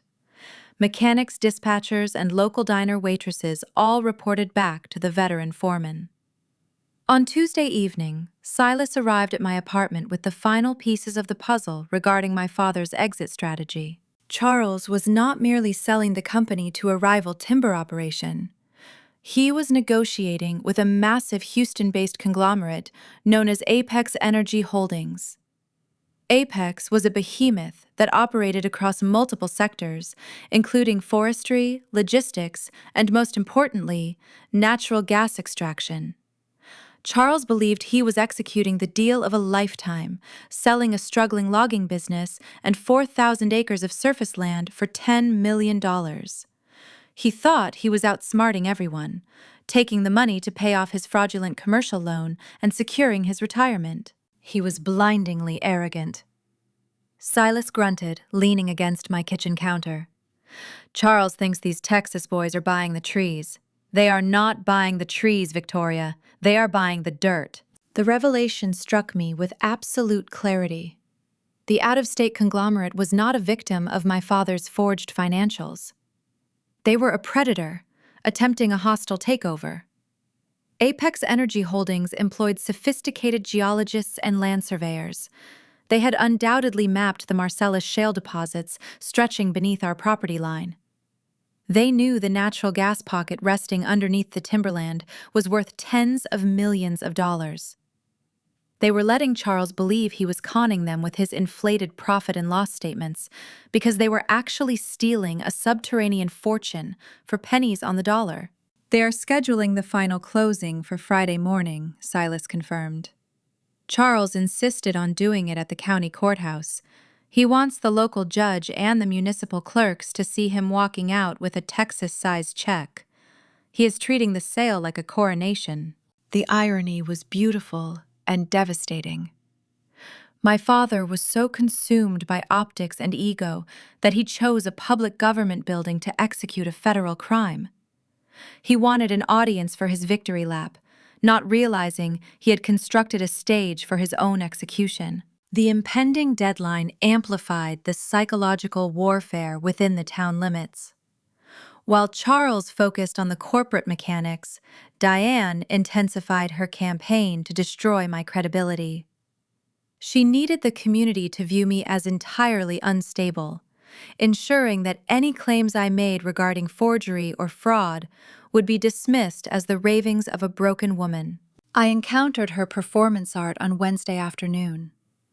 I needed to restock my pantry before the weekend and ventured into the local grocery store.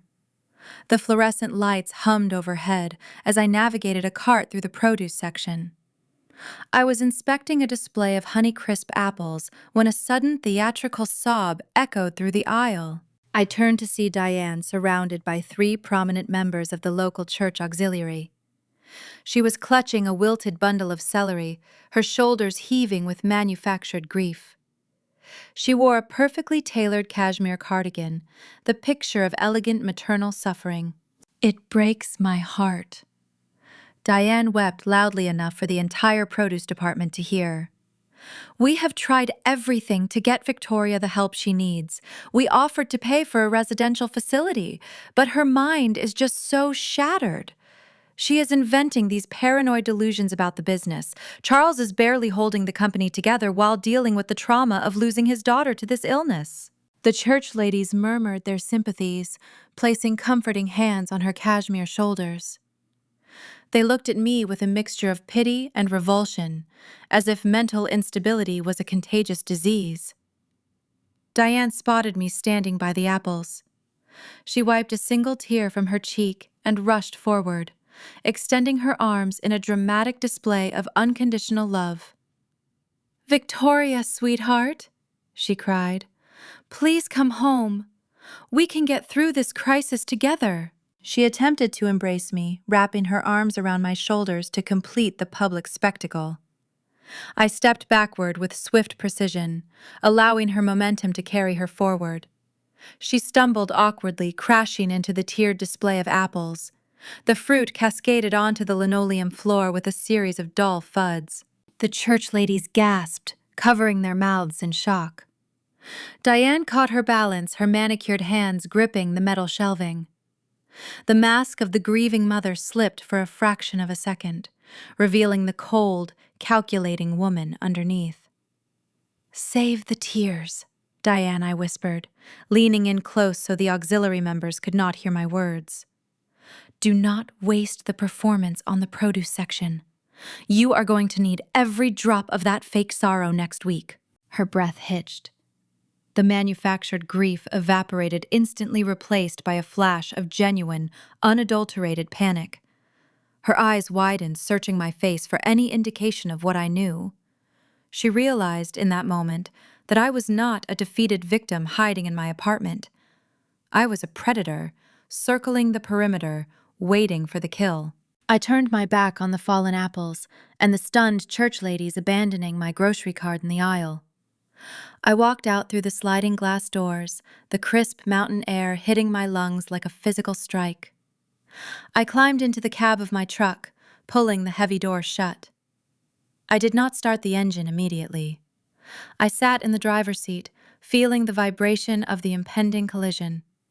The smear campaign, the fraudulent loan, the dangerous logging operations, and the predatory Texas conglomerate, the overlapping conflicts were tightening into a single explosive point in time. I pulled my cell phone from my jacket pocket and dialed Lawrence Caldwell. The attorney answered immediately, his raspy voice alert. "It is time, Lawrence," I said, gripping the steering wheel. "The conglomerate is closing the deal on Friday at 10 in the morning, inside the county courthouse, the belly of the beast." Caldwell murmured, a dark chuckle escaping his throat. "Charles always was a man who loved a public spectacle." Draft the eviction notices, I commanded, the adrenaline sharpening my focus. Print the true property deed identifying the blind trust. And Lawrence, call the fraud department at First National Commercial Bank. Tell the underwriting supervisor that the $3.5 million loan issued to Green Timber in Transit was secured with forged municipal records. Tell them to send a representative to the courthouse on Friday morning. Caldwell paused, the silence on the line crackling with electricity. "You understand what happens when that bank representative walks into the room, Victoria. This stops being a civil dispute. The moment the commercial lender realizes they hold fraudulent collateral, they will freeze every asset Charles and Brad possess. They will trigger a federal investigation. There is no negotiating after that point. Your father and your brother will face mandatory prison sentences." I looked through the windshield, staring at the rugged silhouette of the Appalachian ridges dominating the horizon. I thought about the forged signatures, the stolen equity the drivers risked on the Blackwater descent, and the smear campaign designed to brand me as insane. Sacrifice given freely is love. Sacrifice extracted through deception and manipulation is abuse. "I understand exactly what happens, Lawrence," I replied, my voice devoid of hesitation. "Send the bank—" The pieces were locked into place. The trap was set perfectly, aligning the arrogance of my father, the greed of the Texas conglomerate, and the fury of a defrauded commercial bank. Friday morning would not be a corporate acquisition. It would be a demolition.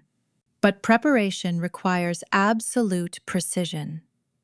I had 48 hours to compile the physical evidence necessary to dismantle their empire permanently.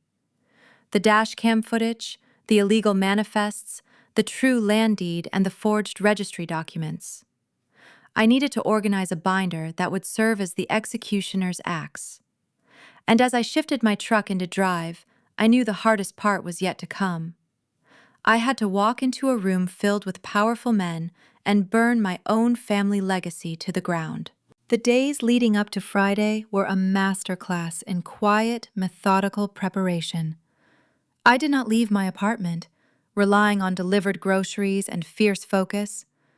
I transformed my small dining table into a tactical war room.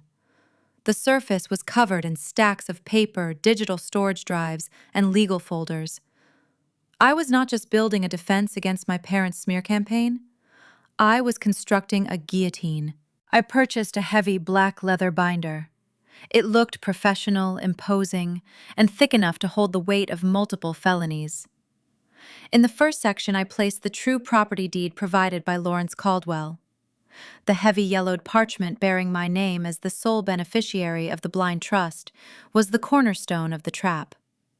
Behind it, I filed the forged limited liability company amendment, pulling the 50 pages of fraudulent registry documents my father had used to erase my equity. The ink on those pages represented his hubris and his ultimate downfall. The third section held the operational sabotage. I printed high-resolution screenshots from the dashcam video Silas had smuggled to me.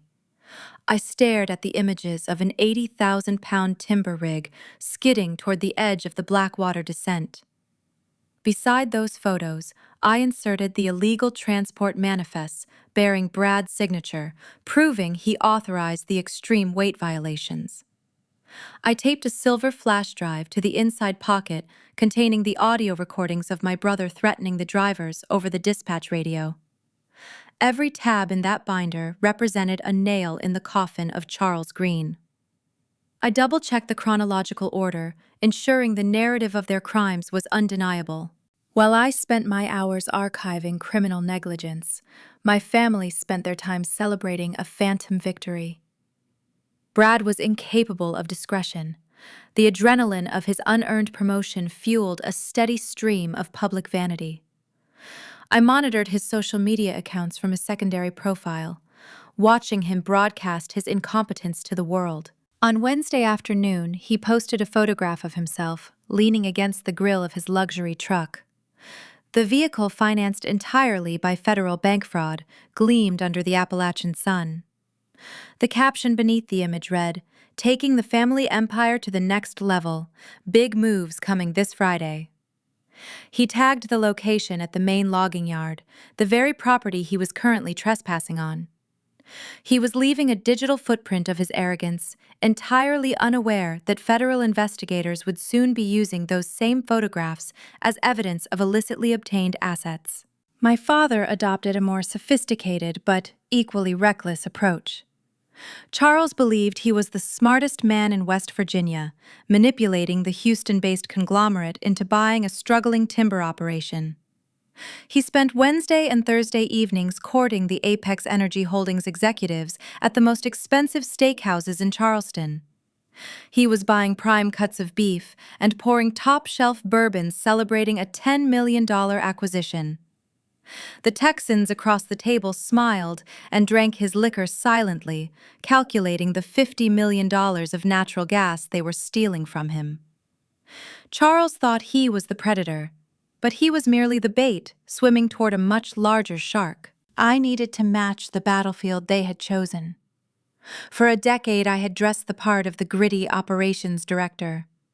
My wardrobe consisted of heavy flannel shirts, reinforced denim, and steel-toed boots permanently stained with red clay. Charles always used my rugged appearance against me, claiming I lacked the polished presence required to sit in a corporate boardroom.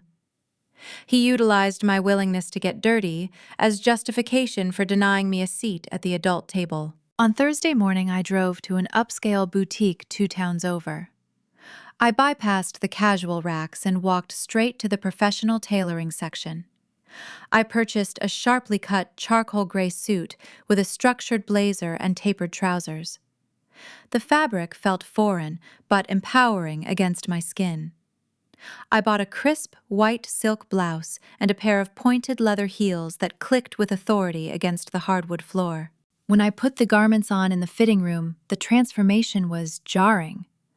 The woman staring back at me in the mirror did not look like a dispatcher who spent her nights arguing with diesel mechanics. She looked like a corporate assassin. I was shedding the armor of the workhorse and donning the uniform of the executive they claimed I could never be. If they wanted a boardroom execution, I was going to dress appropriately for the occasion. The suit was a declaration of war disguised as business attire. By Thursday evening, the sun dipped below the rugged mountain ridges, casting long, jagged shadows across the valley. The air grew frigid, signaling the approach of a harsh frost. I drove my truck up the winding gravel path to the edge of the property line, where the old family cemetery rested beneath a canopy of towering eastern hemlocks. I parked near the rusted iron gates and walked through the tall grass, pulling my heavy wool coat tight against the biting wind. The scent of decaying pine needles and damp earth grounded me. I stopped in front of a modest granite headstone bearing the name Silas Green Sr. The wind howled through the pine branches, creating a low, mournful whistle that echoed across the hillside. I stood in the freezing cold, looking at the carved letters of my grandfather's name. He had built this legacy with calloused hands and a brilliant geological mind. He had survived mine collapses and economic depressions, securing a generational fortune designed to outlast the greed of his own son. Now Charles and Diane were trying to sell that legacy for cheap vanity. They were willing to trade a subterranean empire for a fleeting moment of country club prestige. I knelt in the frozen dirt, resting my gloved hand against the freezing granite. I thought about the muddy piece of shale he had pressed into my palm when I was 12 years old. "The dirt makes you a king," he had told me. He trusted me to protect the foundation he laid. "I am fixing it, Grandpa," I whispered, the words whipped away by the mountain wind. "I am taking it back." The morning of Friday dawned bright and unforgiving. The Appalachian fog that usually clung to the valleys had burned off early, leaving a sharp, crystalline sky. I woke before the alarm sounded, my mind entirely clear of hesitation or fear. I showered and dressed in the new charcoal suit, locking the leather heels onto my feet. I picked up the heavy black binder, feeling the dense weight of the paper and flash drives. It felt like holding a loaded weapon. I drove toward the county courthouse, listening to the rhythmic hum of the tires against the asphalt. The overlapping layers of tension that had built over the past 10 days were peaking, converging on a single point in time. The smear campaign, designed to brand me as unstable, the sabotage and reckless endangerment on the logging routes, the federal bank fraud tied to the fraudulent commercial loan, the predatory Texas conglomerate attempting to steal the Marcellus Shale deposits. All of these immense chaotic forces were set to collide in a small municipal conference room at exactly 10 in the morning. My father expected to walk out of that building a wealthy man, leaving me penniless and disgraced. He anticipated a smooth transaction surrounded by handshakes and congratulations. He had no idea that I was currently walking up the marble steps of the courthouse, carrying the match that would burn his entire reality to ash. The air inside the courthouse lobby smelled of floor wax and old paper. I checked my watch. 9:55. The final act was about to begin. The polished marble floors of the municipal courthouse echoed with the sharp, rhythmic strike of my pointed leather heels. The historic building smelled of industrial floor wax and stale coffee, a scent that usually blended into the background of local government bureaucracy. Today, however, the air felt dense, suffocating under the weight of the impending collision. I wore the new charcoal gray suit, the structured blazer, feeling like a suit of armor shielding me from the ghosts of my past. I checked my wristwatch. It was exactly 10 o'clock in the morning. The final act was beginning. I was not walking alone. On my right, Lawrence Caldwell matched my pace. The old attorney carried a battered leather briefcase containing the official eviction notices, his face set in a grim expression of unyielding Appalachian justice. On my left strode a man whose sheer presence was a weapon all on its own. His name was Arthur Vance, the regional underwriting director for First National Commercial Bank. Vance radiated a terrifying, silent fury. His jaw was locked tight, his knuckles white around the handle of his attaché case. He had spent his morning reviewing the fraudulent collateral documents Charles had submitted to his institution. Now, he was here to collect the debt. We reached the heavy oak double doors of room 204. I gripped the brass handles and pushed them inward. The conference room was stiflingly warm, the antique radiators fighting the early spring chill a little too effectively. Long fluorescent tubes hummed overhead, casting a sterile, unforgiving glare across the polished mahogany table, occupying the center of the space. My family sat on the left side of the table. Charles looked triumphant, his posture relaxed and expansive. A gold fountain pen rested near a thick stack of acquisition contracts, waiting for his signature. Diane sat beside him, wearing a pale blue silk blouse, projecting the meticulously crafted image of a supportive matriarch. Brad occupied the third chair, grinning at his smartphone screen, no doubt drafting another arrogant social media post about his unearned success. Across from them sat three men in immaculate navy pinstripe suits. The Apex Energy Holdings executives. The apex predators of Houston, Texas. They exuded the quiet confidence of men accustomed to buying up struggling regional companies for pennies and stripping them for parts. They thought they were the smartest people in West Virginia today. They were wrong. The heavy doors thudded shut behind us, sucking the oxygen out of the room. 7 heads snapped in my direction. The smug satisfaction on my father's face dissolved instantly. A dark flush crept up from his collar, the veins at his temples pulsing visibly against his skin. He pushed his chair back, the wooden legs scraping harshly against the hardwood floor. "Victoria, get out!" Charles commanded, his voice sharp and unyielding, attempting to re-establish the patriarchal dominance he relied upon to control our family. "This is a private, corporate closing. You have no authorization to be in this building." Diane leaned forward, pressing her manicured hand over her heart. She aimed a look of practiced, pitying sorrow at the Texas buyers. "Gentlemen, please forgive this unfortunate interruption," she murmured, her tone dripping with saccharine concern. "My daughter has been struggling with a severe emotional breakdown. We are trying to handle her mental health privately, but she is prone to these unpredictable episodes." Brad scoffed, shaking his head and chuckling. He did not even bother to stand up. "Security is going to escort you out in about 30 seconds, sis," he sneered. "Do not embarrass yourself any further. Just go home." I did not raise my voice. I did not acknowledge their pathetic attempts to frame me as a hysterical woman. Reacting to their bait would only validate the narrative they had seeded throughout the town. I bypassed my family entirely, walking straight to the center of the mahogany table. I locked eyes with the lead Apex executive, a silver-haired man whose shrewd gaze was already calculating the sudden shift in the room dynamic. He noticed the expensive cut of my suit. He noticed the unwavering certainty in my posture. Most importantly, he noticed the furious bank director standing over my shoulder. I lifted the thick black leather binder and dropped it squarely onto the center of the table. The heavy thud echoed through the stifling room like a gunshot slicing through the tension and silencing the murmurs of my parents. The sound demanded absolute attention. "Gentlemen," I addressed the buyers, my voice a calm, lethal current. "Before you sign a $10 million check for Green & Son Timber, you should know that you are about to purchase a hollow shell." Brad let out a loud, mocking laugh, attempting to break my momentum. "She is delusional," he told the Texans. "Do not listen to a single word she says. She does not even work for us anymore." I ignored my brother reaching out and flipping open the binder to the first tab. I extracted the true property deed, the heavy parchment bearing the official county seal, and my grandfather's distinct signature.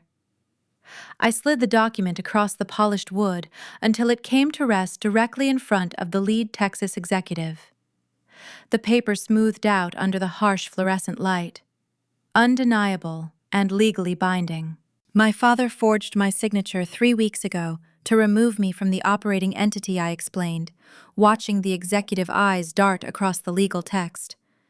He thought he was executing a clever corporate theft, but he failed to realize that the 4,000 acres of timberland do not belong to the limited liability company. The land is held in a blind trust. I am the sole beneficiary. Charles froze. The color drained from his face, leaving him a sickly ashen gray. The gold fountain pen slipped from his fingers, rolling across the table and clattering onto the floor. His jaw went slack, his mind racing to process the catastrophic error he had made. Diane's hands began to tremble, her manicured fingers gripping the edge of the table, as her carefully constructed reality began to fracture. By forging my removal, I continued keeping my focus entirely on the buyers. My father legally voided the provisional operational lease, allowing the company to access that property. Green Timber in Transit has no legal right to step foot on that mountain. They have been trespassing for nearly a month. Every piece of timber they have harvested since that forgery is stolen property. The lead executive frowned, picking up the deed. The predatory gleam in his eyes wavered, replaced by the sharp, defensive instinct of a businessman realizing he was standing on a financial landmine. He looked at Lawrence Caldwell, who offered a grim, confirming nod. The Texan turned his sharp gaze toward my father. "Mr. Green," the Texan asked, his southern drawl tightening into a harsh demand. "Is this accurate? Are you attempting to sell surface land you do not possess? Are you trying to pass off a voided lease as a tangible asset?" I did not let Charles answer. He opened his mouth, but no sound emerged. I leaned forward, placing both hands on the table, owning the physical space. "You are not buying prime Appalachian timberland today," I told the buyers, my voice echoing in the silent room. "You are buying a fleet of rusty trucks, a pile of unpaid maintenance fines, and a mountain of federal violations." The silence that gripped the municipal conference room was profound and heavy. It stretched for several agonizing seconds as the reality of my words penetrated the layers of delusion my father had constructed. He stared at the true property deed resting under the harsh fluorescent light.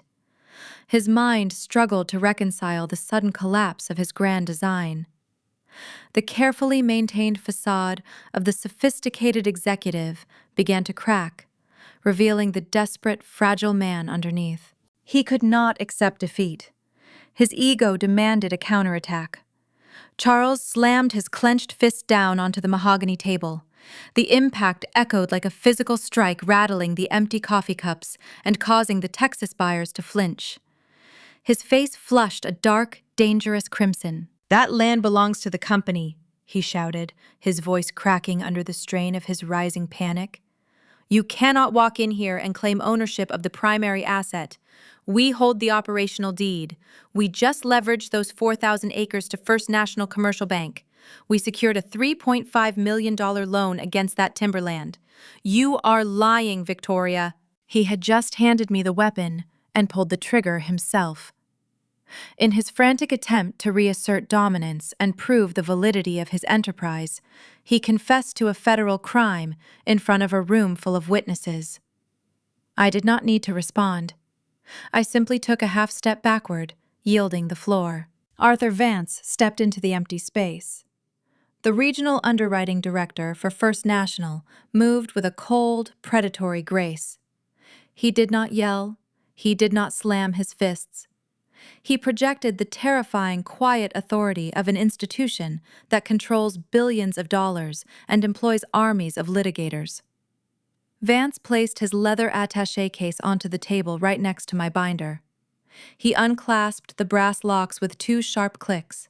"Did you indeed?" Charles Vance asked, his voice a low, chilling baritone. "You secured a commercial loan against property you do not possess." My father blinked, the flush of anger receding into a sickly pallor.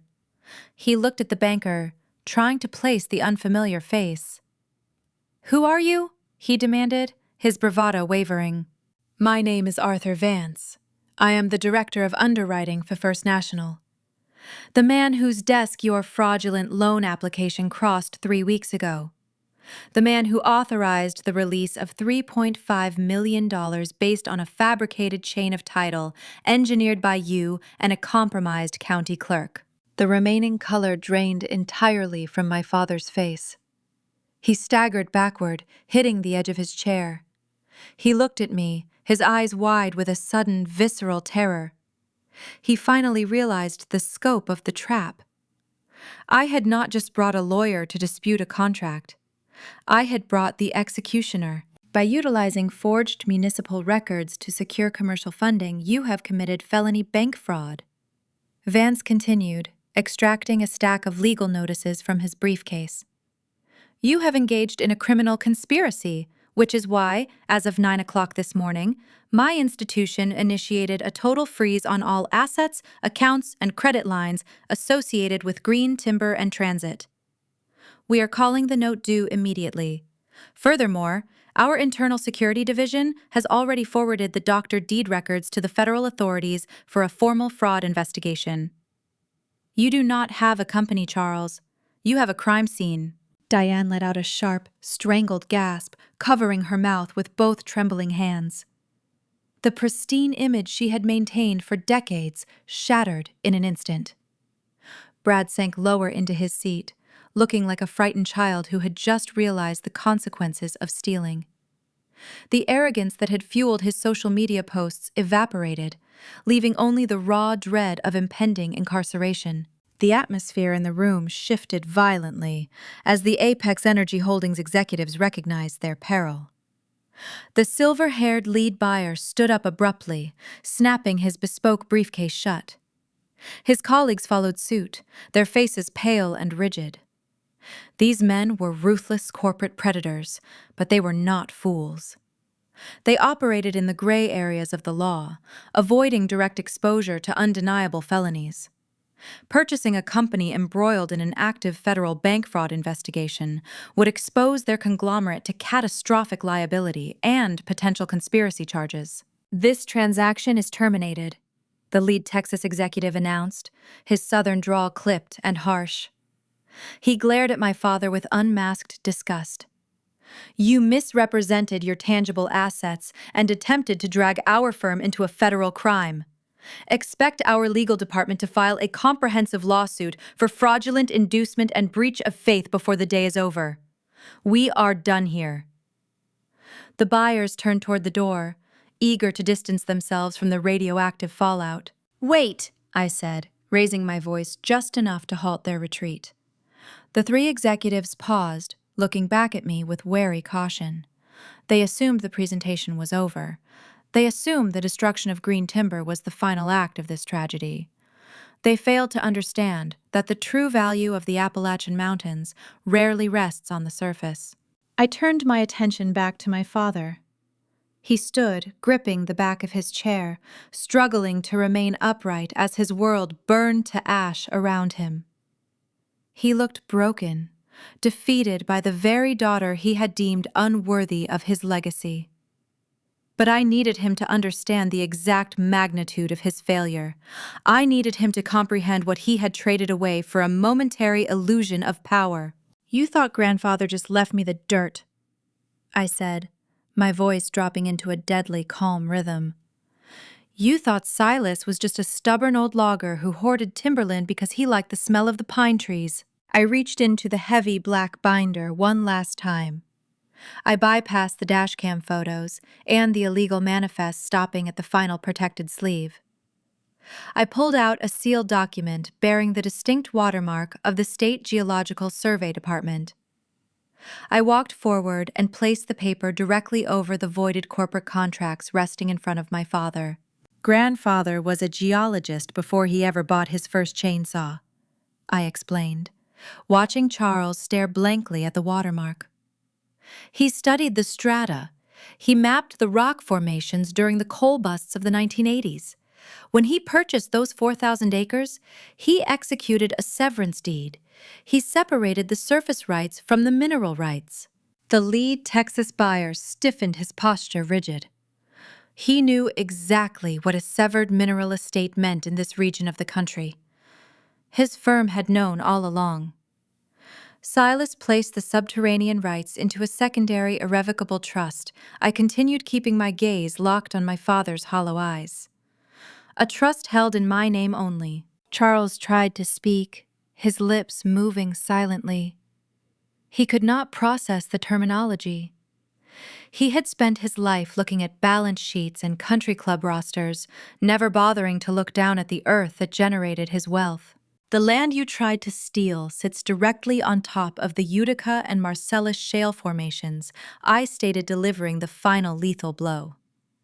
"It is one of the richest untapped natural gas pockets in the state of West Virginia. The timber you obsessed over, the trucks you bought, the company you forged my signature to control, all of it is essentially worthless compared to what rests beneath the bedrock." I pointed a finger at the document. "The ground beneath that voided lease is worth $50 million, I said. the number hanging in the stifling air like a suspended blade. The Texas executives knew it. That is why they were willing to overlook your inflated revenue projections. They were playing you, Charles. They were going to buy your company for $10 million, strip the surface assets, and claim the natural gas fortune for themselves. But they cannot touch it now, because you do not own it. I took a slow, deliberate breath, letting the silence stretch as the realization washed over the room. You wanted to be the undisputed king of this family, I whispered, leaning closer so he could hear the absolute certainty in my tone. You forged documents, bribed a county clerk, and risked the lives of your own crews just to push me out of the picture. And in doing so, you legally evicted yourself from a $50 million empire. My father collapsed into his chair, his knees buckling under the crushing weight of the truth. He buried his face in his hands, a low, ragged sound escaping his throat. It was not a sob. It was the sound of a man realizing he had just engineered his own total annihilation. The document slipped from my father's trembling fingers. The heavy, watermarked paper drifted downward, landing on the polished mahogany with a soft, sickening slap. That single sheet of paper represented the death of his empire. The silence in the courthouse conference room was no longer just heavy.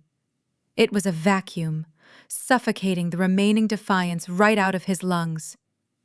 He stared at the geological survey like it was a venomous snake preparing to strike. The men from Apex Energy Holdings did not waste time processing the emotional tragedy of the Green family. They were apex predators, and they recognized when the prey was contaminated. The silver-haired lead executive reached across the table, grabbing his leather portfolio. The brass latches of his briefcase snapped shut, echoing like a cracking whip in the stagnant air. "This deal is dead," the Texan declared, his voice devoid of any southern charm. He directed his glare entirely at Charles. "You brought us into a municipal building to sign a fraudulent contract secured by stolen land. You tried to sell us a hollow shell while hiding a $50 million mineral estate you do not even own. Expect a comprehensive lawsuit for gross misrepresentation and tortious interference before the sun goes down." The three executives turned in unison, marching toward the heavy oak doors. They did not look back. Their departure signaled the evaporation of my father's $10 million parachute.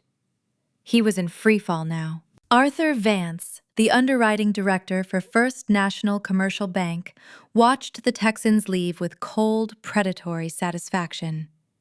He stepped closer to the table, towering over Charles. My father shrank into his chair, looking like a hollowed-out husk of the arrogant patriarch who had strutted into this room an hour ago. The confident posture had dissolved, leaving a terrified old man drowning in his own deceit. Vance leaned down, placing both hands on the table.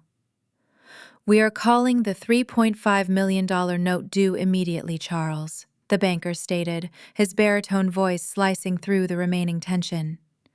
"Our investigators are already cooperating with the authorities regarding the forged municipal records you submitted to our institution. Every account bearing your name is frozen. Every credit line is severed. You have defrauded a federally insured bank. I suggest you retain criminal counsel before you leave this building." Vance picked up his attaché case, gave me a brief acknowledging nod, and exited the room. His footsteps faded down the marble corridor, sealing the financial tomb. I shifted my gaze to my younger brother. Brad sat paralyzed, his pristine work boots tucked awkwardly under his chair. For 28 years, he had existed in a protective bubble constructed by our parents.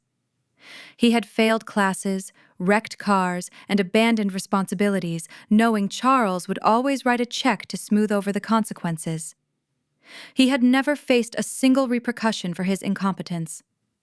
Today, the bubble did not just pop, it detonated. I walked slowly toward the tall, arched windows of the courthouse overlooking the municipal parking square.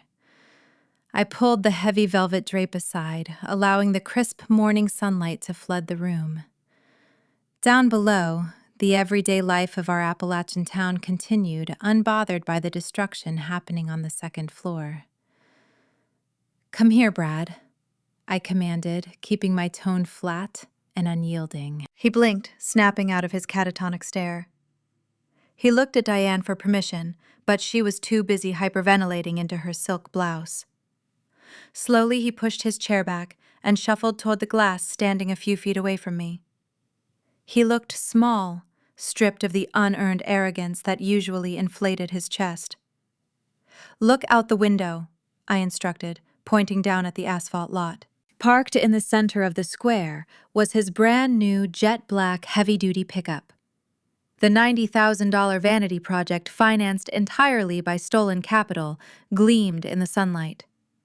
Surrounding the vehicle were 3 black sport utility vehicles bearing government license plates.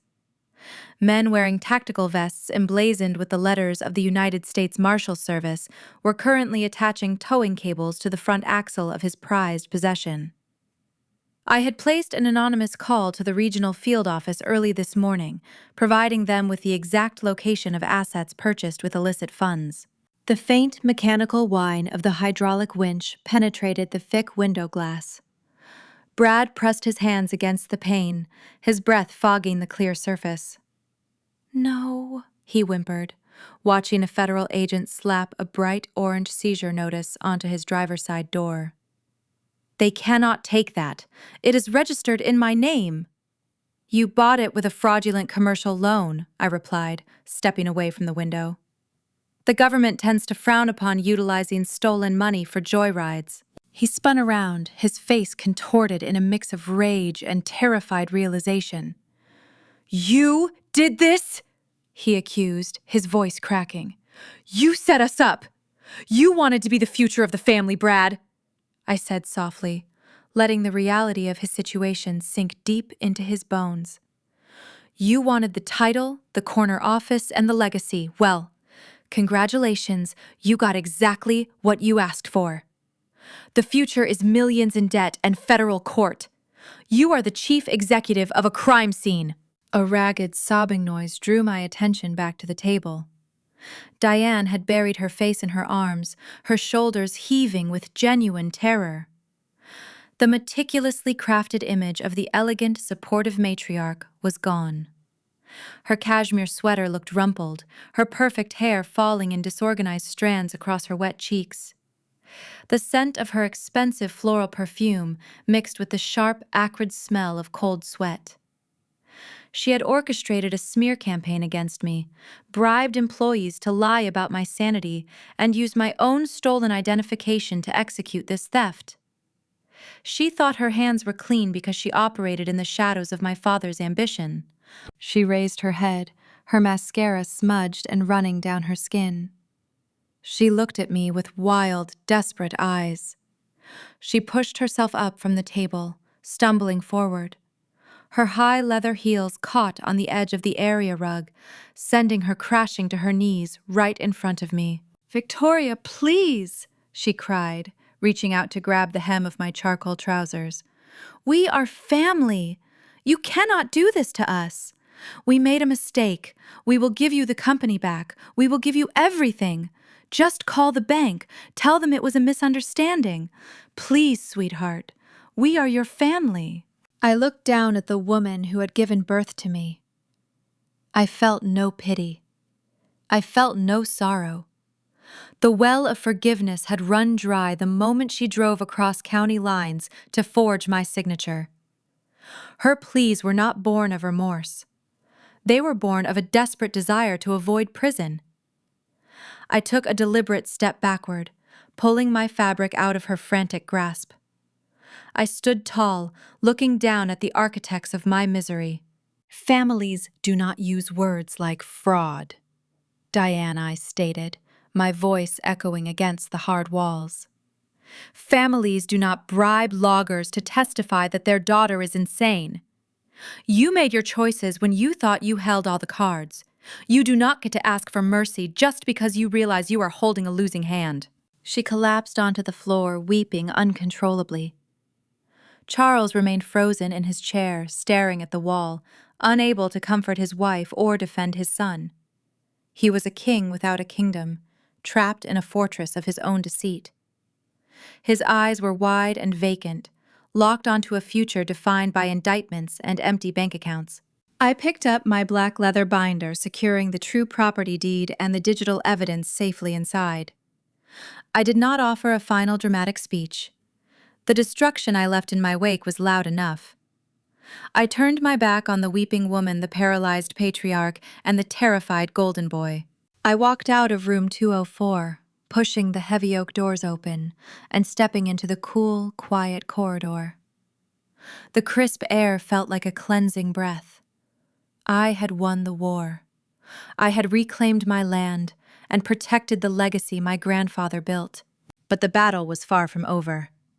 Taking down my parents in a closed room was one thing. Now the fallout would spill into the streets of our Appalachian town. The logging crews were still waiting for their dispatch orders. The corrupt title clerk who facilitated the loan was still sitting in an office down the hall, entirely oblivious to the federal indictment heading his way. The empire had fallen, but I had to navigate the wreckage. I needed to return to the lumberyard and face the men whose livelihoods had been hanging in the balance. The truth was about to hit the mountain community like a runaway freight train. The swiftness of federal law enforcement is a terrifying mechanism to witness when the gears turn against you. Within 48 hours, the Appalachian town that had eagerly consumed my father, fabricated narrative, woke up to an undeniable reality. I drove past the main logging yard early Monday morning and parked my truck across the two-lane highway. I watched as agents wearing windbreakers stamped with the insignia of the Federal Bureau of Investigation secured heavy steel chains around the iron gates. A thick brass padlock sealed the entrance to green timber in transit. The fleet of diesel trucks sat dormant in the gravel lot seized by First National Commercial Bank. The empire was officially a graveyard. Later that afternoon, the local news anchors reported the unsealing of federal indictments. Charles Green and Brad Green were formally charged with wire fraud, bank fraud, and criminal conspiracy. The authorities did not stop at my family. The corrupt county title clerk who altered the digital municipal records was escorted out of the registry office in handcuffs. He tried to hide his face beneath a tweed coat, but local photographers captured every humiliating second. The intricate conspiracy had unraveled, exposing the rot at the center of my father's elite social circle. In an insular mountain community, the truth is a volatile force. It shatters alliances and rewrites histories overnight. The same residents who averted their eyes when I walked into a room suddenly scrambled to rewrite their complicity. The smear campaign evaporated like morning mist burning off a hot ridge. I experienced this whiplash firsthand during a Tuesday lunch stop at the local diner. I sat alone in a corner booth, drinking black coffee and reviewing equipment manifests. The bell above the door chimed, signaling the arrival of the church auxiliary president. She was the same woman who had comforted my weeping mother in the produce aisle just a week prior. She spotted me, tucked away in the booth, and marched over, her face arranged in a mask of practiced, sympathetic outrage. "Victoria," she cooed, sliding uninvited into the vinyl seat across from me. "We are all just devastated by the news. We had no idea Charles was capable of such deceit. You must know we always supported you. The entire congregation is praying for your healing during this terrible ordeal." I looked up from my paperwork, resting my pen on the table. Her hypocrisy was a palpable stench, thicker than the smell of fried food lingering in the diner. A week ago, she viewed me as a psychiatric liability. Now, I was the vindicated heiress, and she desperately wanted proximity to my newly established power. "Save the prayers," I replied, my voice devoid of any warmth. "You supported the man who paid for the new stained glass windows in your sanctuary. You believed him because his lies were financially convenient. I do not need your apologies, and I certainly do not need your retroactive loyalty. The woman sputtered, her cheeks flushing a deep crimson. She slid out of the booth and hurried away, her social currency denied. I understood then that I could never return to the toxic ecosystem of this town's social elite. I did not want their approval. I wanted to build something entirely impervious to their fickle judgment. I left the diner and drove to a rented warehouse on the outskirts of the county. Foreman Silas was waiting for me, standing next to a folding table covered in fresh employment contracts. We were not reviving the old brand.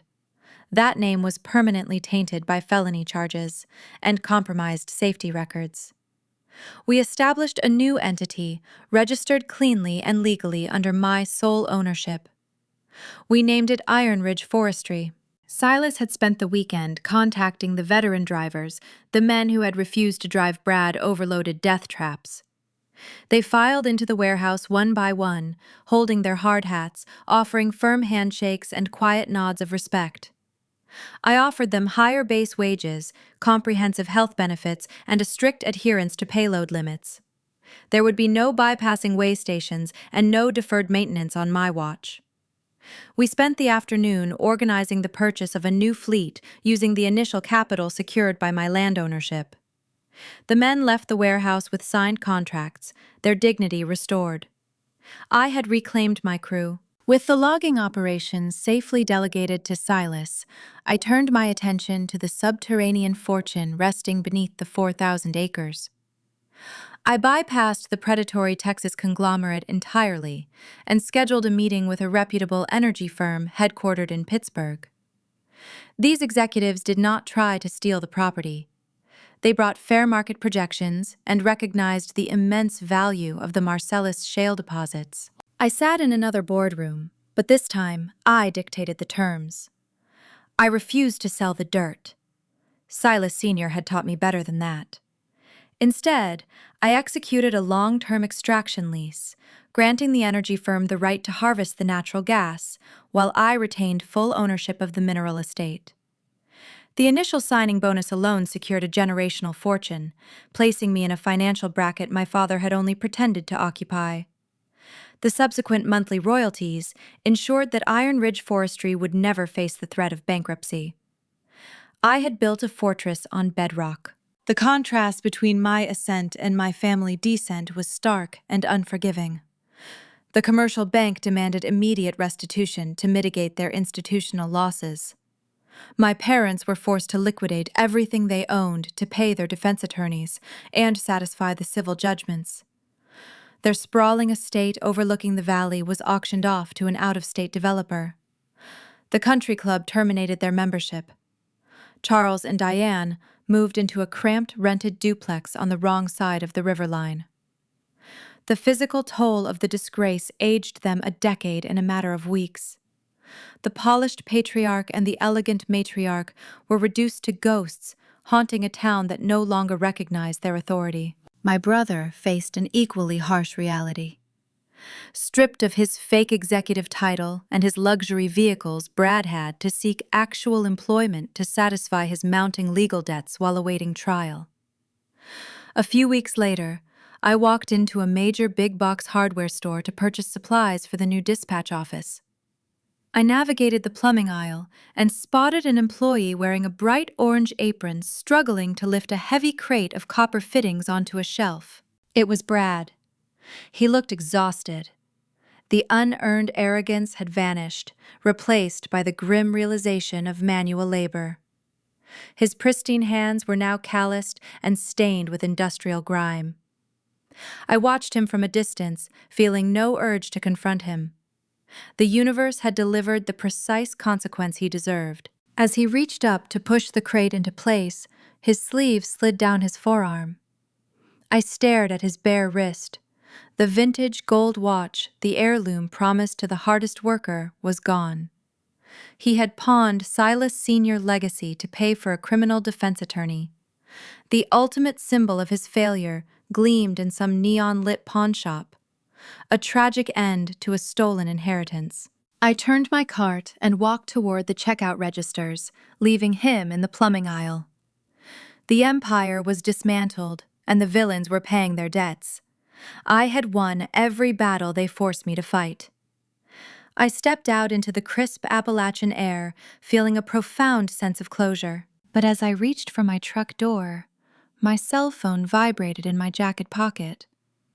I pulled the device out and glanced at the illuminated screen.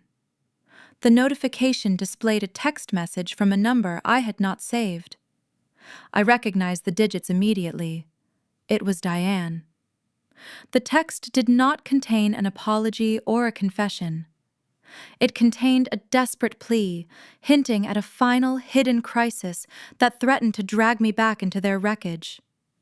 The legal war was over, but the emotional parasite was making one last attempt to feed. I sat in the driver's seat of my truck, the engine idling in the hardware store parking lot. The screen of my phone illuminated the dim cabin. The message was from Diane. It was a long, frantic block of text devoid of any punctuation, a hallmark of her manufactured panic. She wrote that Brad's transmission had blown on his heavily used sedan, leaving him stranded on the shoulder of Route 50. She claimed Charles was tied up in legal meetings with a public defender and could not leave the courthouse. She begged for a temporary transfer of funds just to cover the towing fee and the mechanic bill. She ended the message with the exact phrase she had weaponized my entire life. "We are family, Victoria, and family takes care of their own."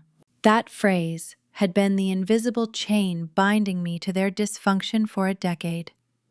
It was the same phrase they used when they convinced me to skip my college graduation to manage a crisis at the lumberyard. It was the same phrase Charles deployed when he asked me to forfeit my year-end bonus to cover a shortfall in the operational budget. A year ago, a message like that would have triggered a visceral physical response. My chest would have tightened.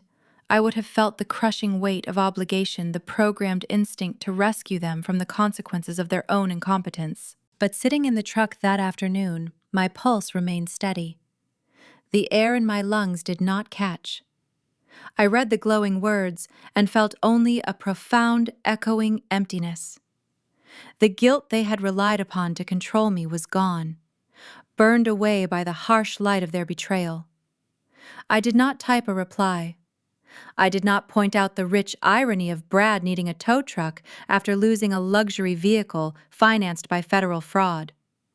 Explaining reality to people committed to their delusions is an exercise in futility.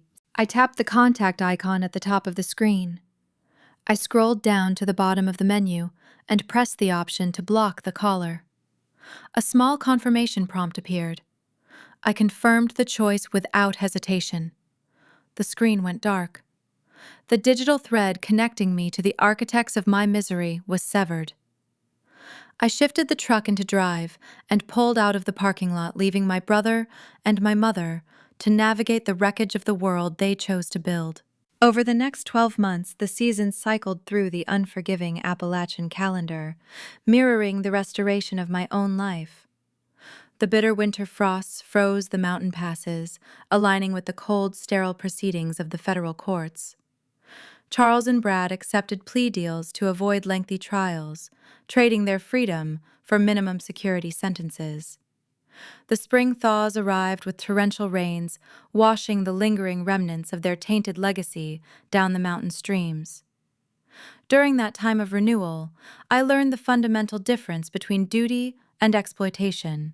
Sacrifice given freely is an act of love. Sacrifice extracted through deception, guilt, and entitlement is abuse. I had spent my 20s trying to earn a seat at a table my father was actively sawing in half. They tried to erase my name from a piece of paper, believing a signature was all that bound me to my legacy. They failed to understand that my worth was never tied to their approval, nor was my strength dependent on their inclusion. Charles obsessed over the concept of legacy, believing it was something you bought with country club memberships and polished public relations. In his frantic pursuit of status, he destroyed his own name. I chose to build a clean foundation, one rooted in the unyielding dirt of the mountainside. 365 days after the federal indictments unsealed, I stood on the highest ridge overlooking the 4,000 acres of pristine West Virginia forest. The early morning fog, which used to feel like a suffocating blanket pressing down on the valley, was now lifting.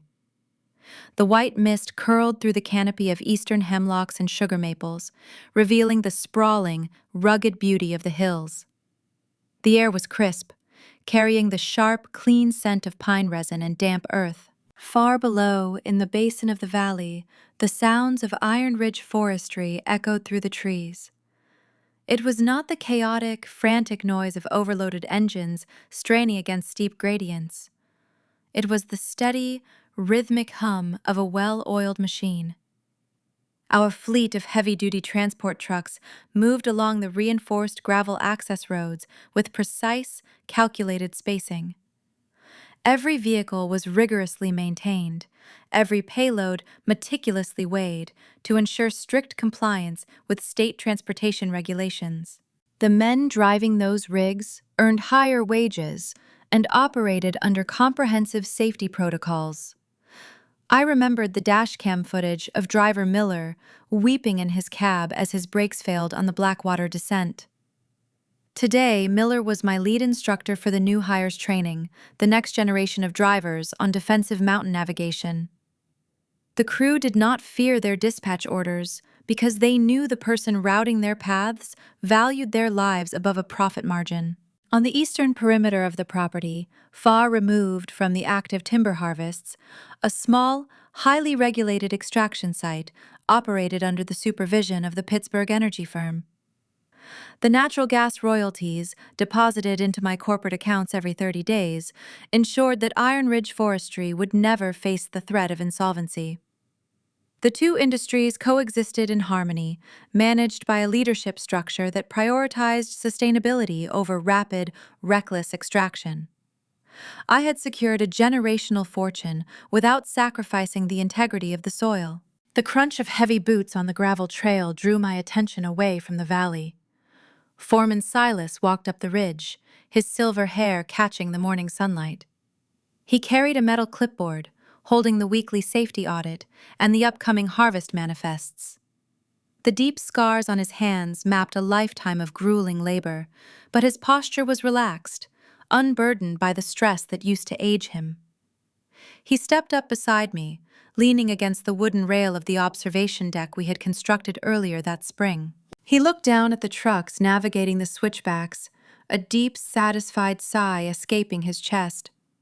"The morning shift is running 10 minutes ahead of schedule," Silas reported, his voice a low, steady rumble.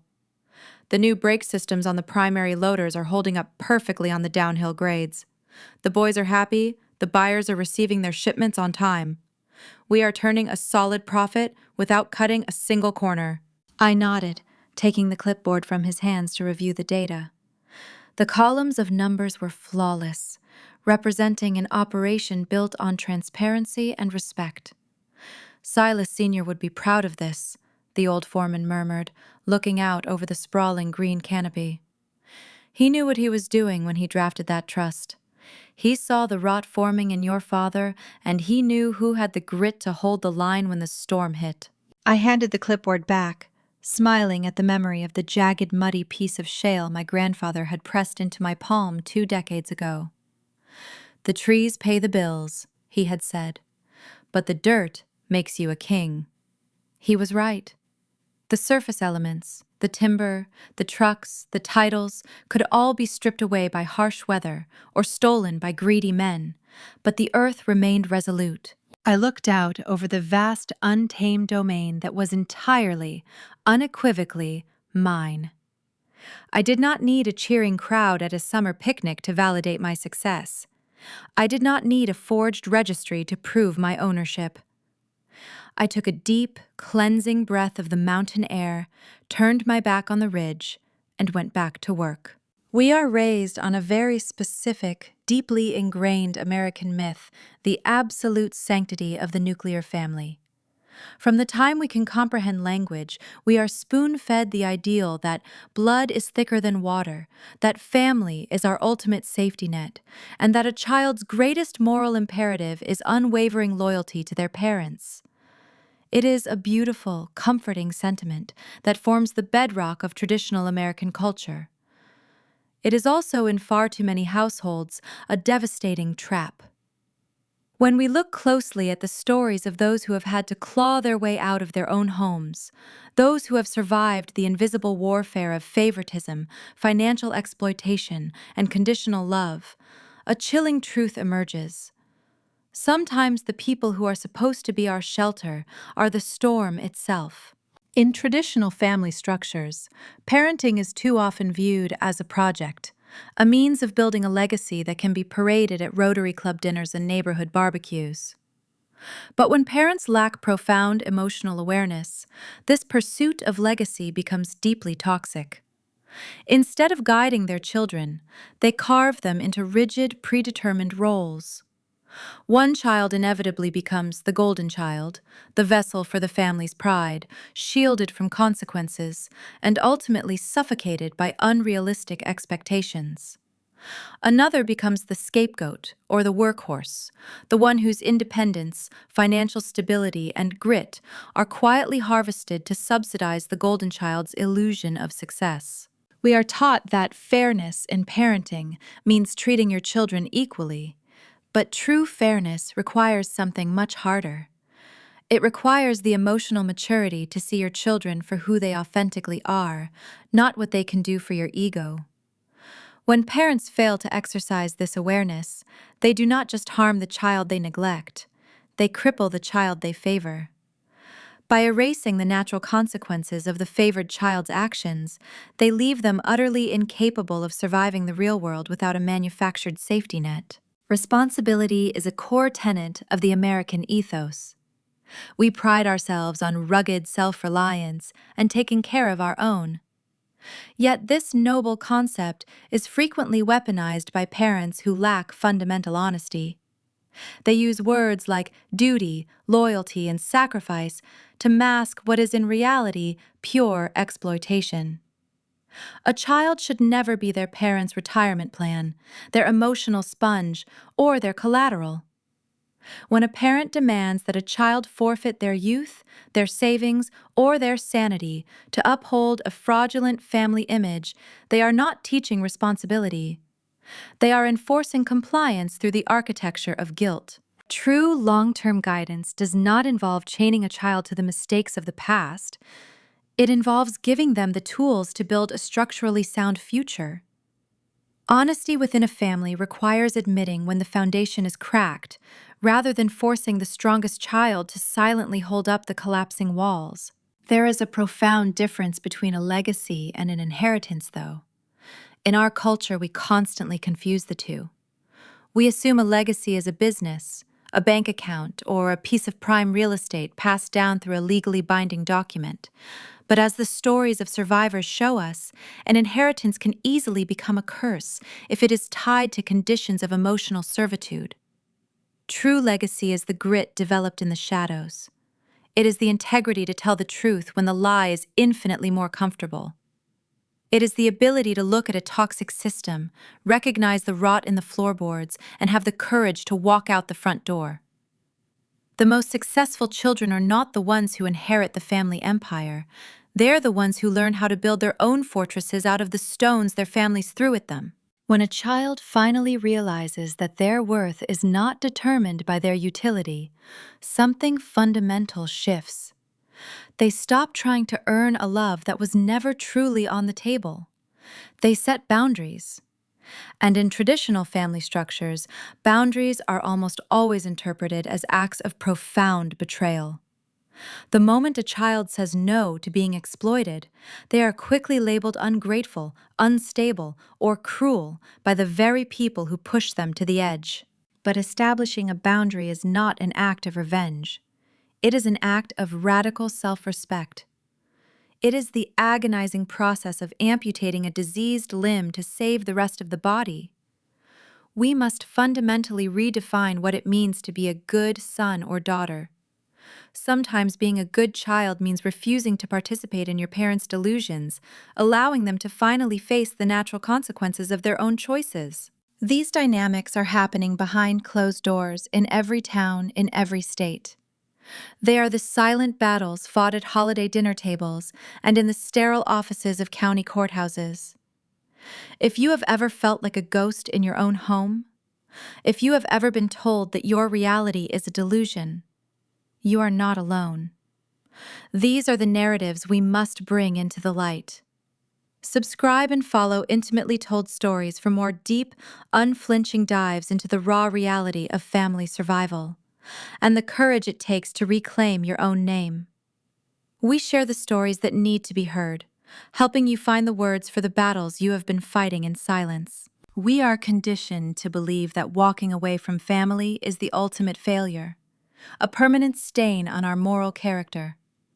But conventional wisdom is often just a comfortable lie we tell ourselves to avoid the agonizing pain of growth.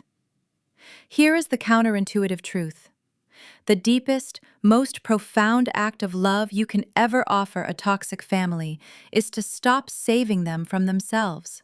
When you sever the financial lifelines, when you refuse to absorb their shame, and when you finally let their fragile empire collapse, you are not destroying them.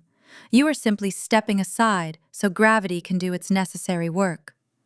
Sacrifice given freely is love. Sacrifice extracted through fear and obligation is theft. You owe no loyalty to a system designed to break you, even if that system shares your last name. Look around your own life, at the people who demand your loyalty, and the price they ask you to pay for it. Ask yourself, are you building a home, or are you just holding up the walls of someone else's prison? And when the fog finally lifts and you stand alone on the bedrock of your own truth, who will you be when you no longer have to be what they